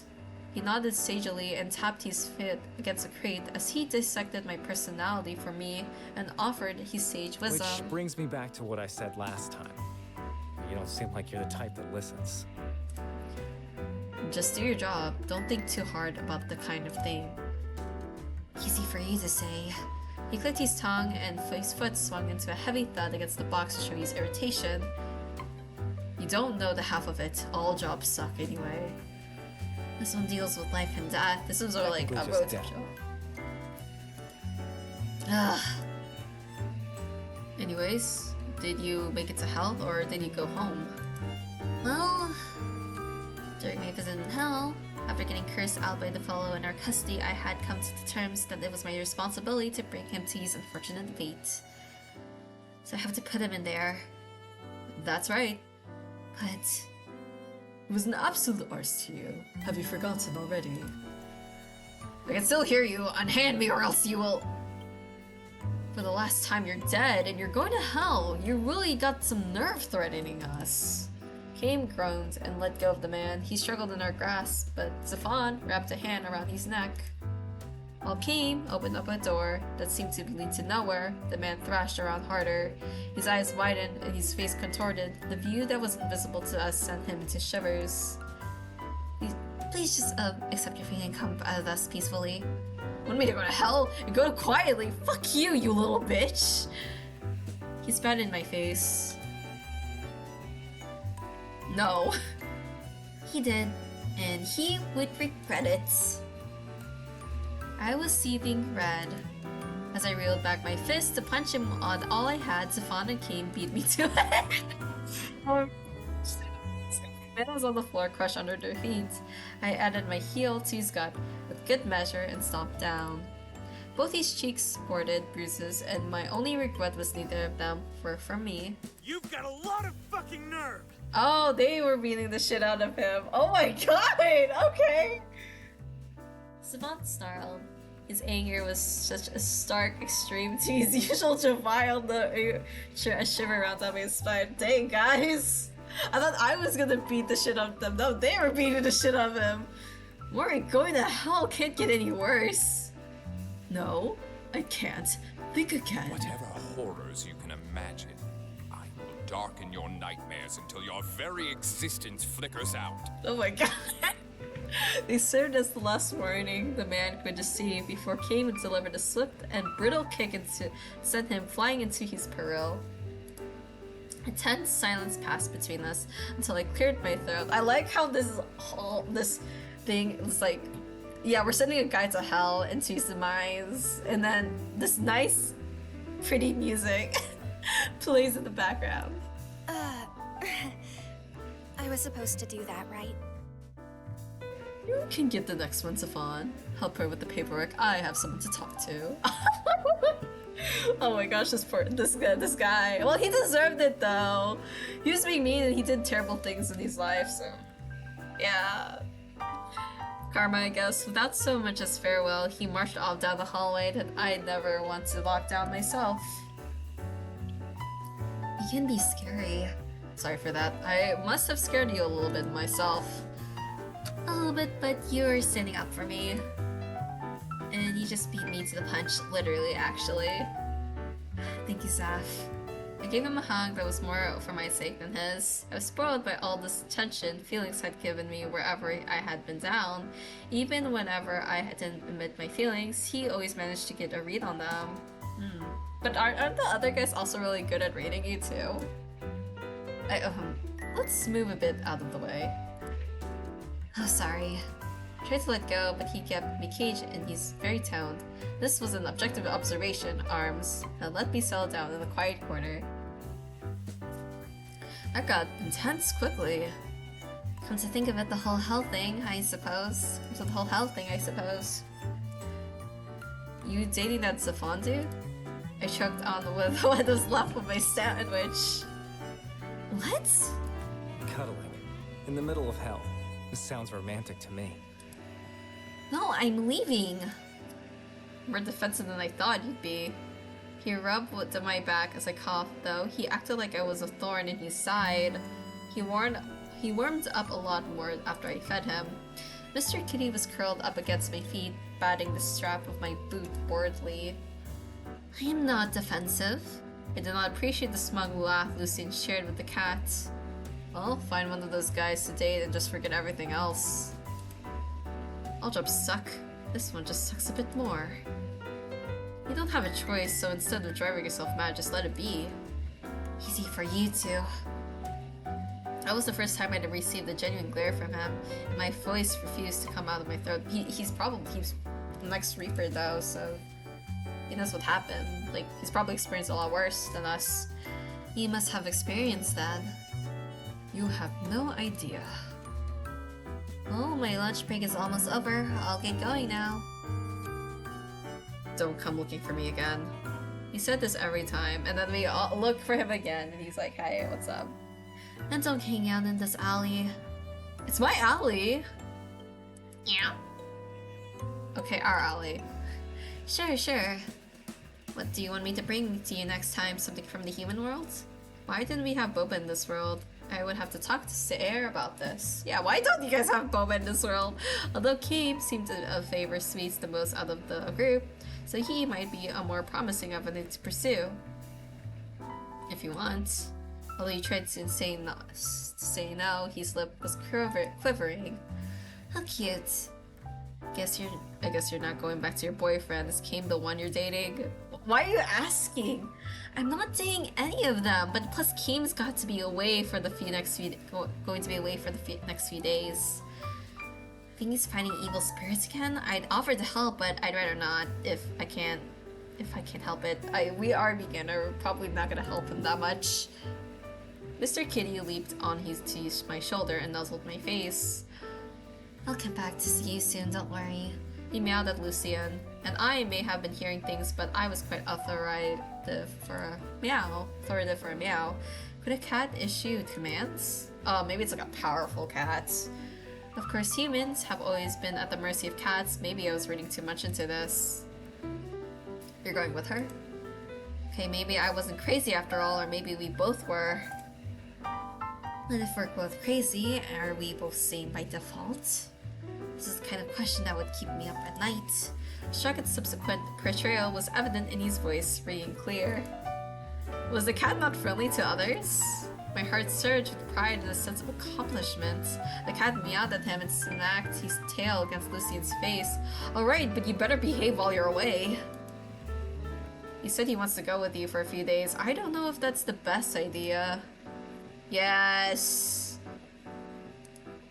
Let's take his cat from him. Yes. I'll take good care of him. What does he like to eat? Anything you eat is fine with him, but don't give him cat food. He doesn't like it. Oh, okay. But is it safe for him to eat whatever I do? Even chocolates? He's not like a cat in the human world. Anything is fine for him. You're not trying to get him sick, are you? He looked aghast at my accusation. What? No, he's annoying, but I don't want anything to happen to him. Mr. Kitty rolled his eyes. I didn't know cats could do that, and snuggled into my arms. I'm teasing. You'll still be in this alley, alright? Yes. And that was all he said before going to toss our sandwich wrappers away. Ah, a cat! Where did you find this little one? Saer reached to pick up Mr. Kitty, but he hissed angrily at the poor angel. Saer's shoulders fell in a sad slump, and I patted him with a free hand while petting his cat with the other. He's so sad. His sad face. Sorry, I think he's wary of strangers. He quirked an eyebrow at my comment.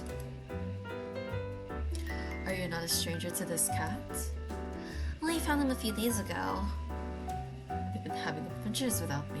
I wish we could have it together. Well, what I liked about Saer was that he never grew suspicious, just a little pouty at being left out. I'm sorry, Saer. I was worried I got to get scolded, but he's so cute. I had to bring him home.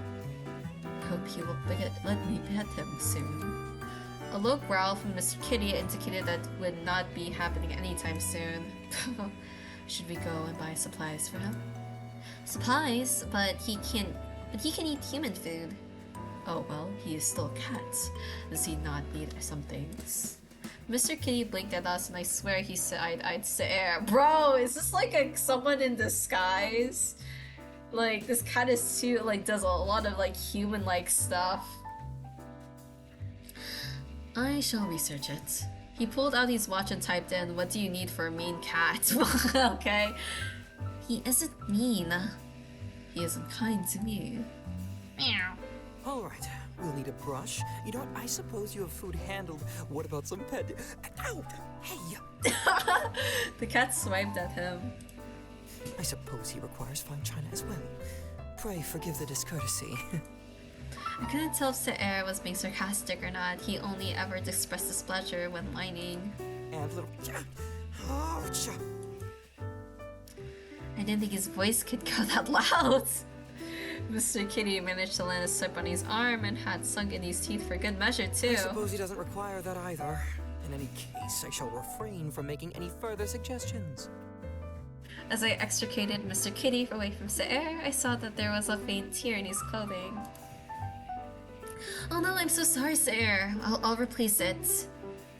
Do not fret, Subert. With a reflex of his fingers, I saw a glow travel up his arm, where he was bleeding moments ago. Under the torn fabric, his skin returned to its smooth self.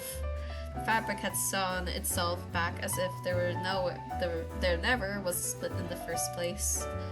Sorcery. Sorcery. You can heal. It comes with the job. He smiled and then enraged Mr. Kitty again. I held back the cat before he could pounce on Saer's face this time.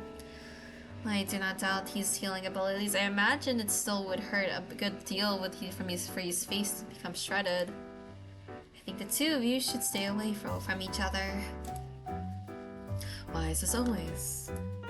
How about I leave him at my desk while I finish my work? I'm behind on my reports for the week. You've been only working for a week. You're already behind already? Boreas and Volafar had joined us with a thin air and startled me more than the cat. I shall assist you. Worry not. Oh, really? So you're taking on work voluntarily. Brings a tear to my eye. Never thought I'd live to see the day. He ruffled Saer's hair affectionately, drawing out the angel's adorable pouts. You tease me far too much. I've always helped you with whatever you've asked of me.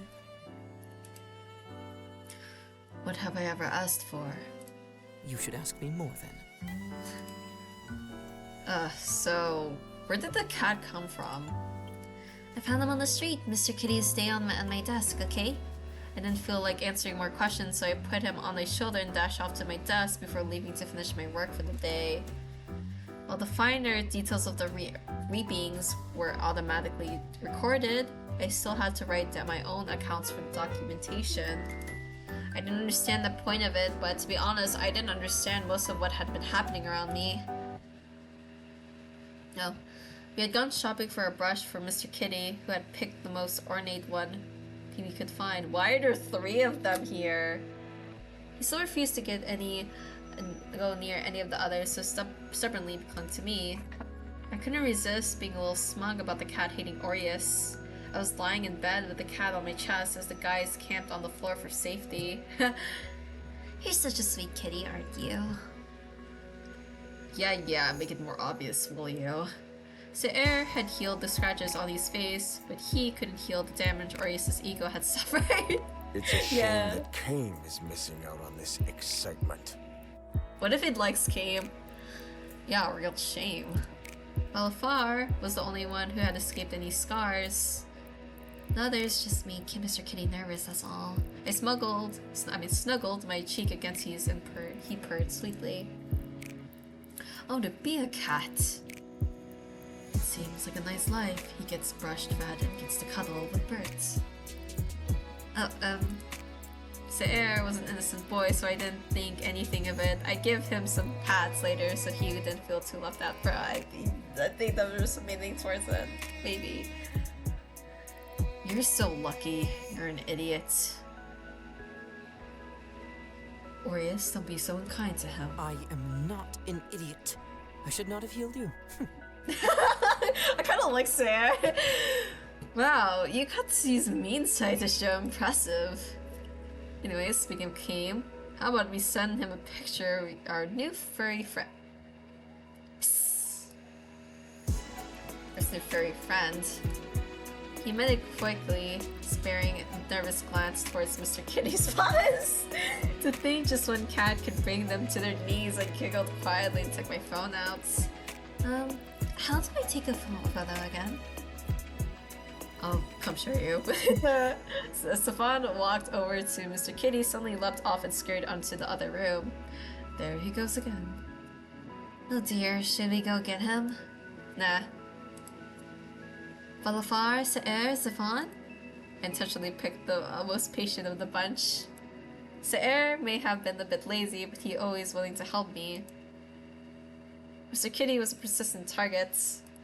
In the end, I had only managed to get a blurry photo of him while he patted his paws on the top of the fridge. Well, Kim will finally get to see what he's missing out on. Both Falafar and Saer stared at me with glassy eyes. Stefan had nervously joined the cat hunt, but he was laid out on the flat on the floor at the end. Oh no, Stefan! I would have thought you guys had better stamina than this. I believe there is something wrong with the cat. I must say, I agree. He was doubled over, panting. You all are exaggerating, but thank you for helping me. Let me make you some dessert as thanks. No sherry in mine. Maria sounded like Cam for once, like for a moment there. Cam, he sounded like Cam. Maria shamelessly called out from the bedroom. I scoffed in response. You didn't even help. So you're not even going to treat a guest? Wow. What the hell, dude? You didn't even help. See if I don't sneeze in yours. I muttered under my breath, but with Saer's aid, I decided to make some milkshakes for each of us. How do I use the mixer again? The splatter reached the top of the fridge where Mr. Kitty had gone to sleep on, and with a yell, he leapt into Balafar's head. He was no longer unscathed. Youch. That cat is cursed! We must get rid of it. Pulls out, like, Reaper weapon. He waved a very dramatic finger at the fleeing culprits. Here. I'll throw it out the window. I normally do not condone animal cruelty, however. I thought angels aren't supposed to be are supposed to be well-intentioned. I shall wholeheartedly assist. And Far is ruffled, huh?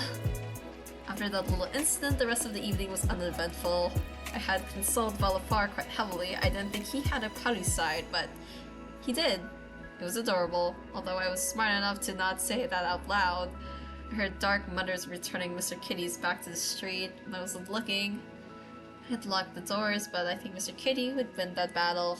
I was eagerly waiting for a reply from Kane, but nothing had come yet. He seems like he likes cats. Maybe Mr. Kitty would like him if he had a chance. When will Kane get back? Hard to say. Well, I might have to go looking for him if he doesn't return in a few days. I had offered to go too. He was still a little more irritable than usual, so I gave him a little more whipped cream for his ice cream. So Air had decided to replace the cat. His head lay in my lap whenever I wasn't up and getting more ice cream out. What the heck? Sayer? You should have. What if he's dead in a ditch somewhere? Don't say that. I'll confiscate your ice cream. I should have sneezed in it. He had the audacity to sit cross-legged on the couch happily drinking milkshakes, and he did not even... Wait, hold on. Yeah. He did not even earn... Those malevolents are a tough fight. Wonder why they didn't assign me. You're too hot-headed, that's why. Is that Safan? I'm plenty rational, thank you. Will he be okay on his own? He's had hundreds of years' experience, but if you're worried about Kane, we can find him together. Arius pursed his lips around his spoon before wavering at us. But that's a terrible idea. Besides, she's scared shitless of ghosts. I'll fight them. That's the spirit. I will be your backup, Bert. I suppose I'll have to keep your sorry ass alive. But these words were accompanied by a smile despite himself. Besides, who'll make us drinks if Kame kicks the bucket? I wonder what's death like for Reapers, though. Like, do they just not exist?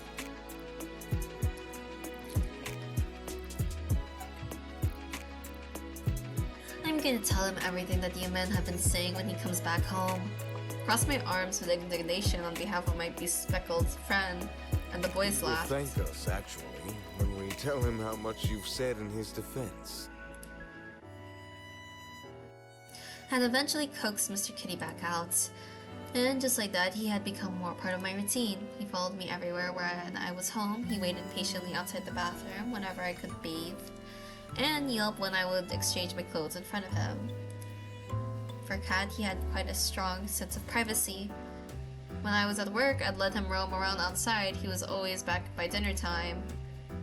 I'd searched for Lucien to give him an update, but I hadn't come across him since we last spoke. I hope he's alright. What if it had something to do with Mr. Kitty came home with me? That's two people I'm worried about now. Hey, where are you, man? Perhaps he's enjoying himself in the human world, gorging himself on sweets as poor Bert frets. I'm not fretting. Please relieve us from the cats. Is that really your biggest concern? LOL. Look how cute this kitty is.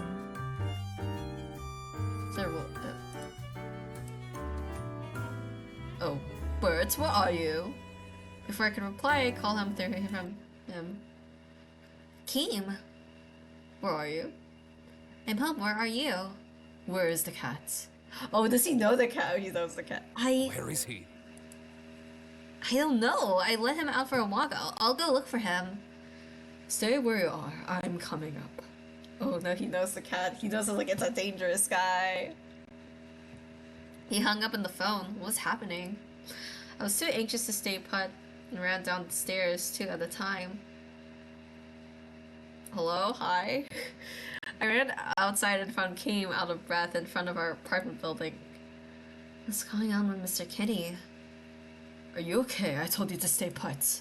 I'm fine. I want to know what's happening. Just then I spotted Mr. Kitty. Mr. Kitty! I tried to run to my cat, but Keem held me back. What's going on? Malthus, show yourself. Okay, I knew it.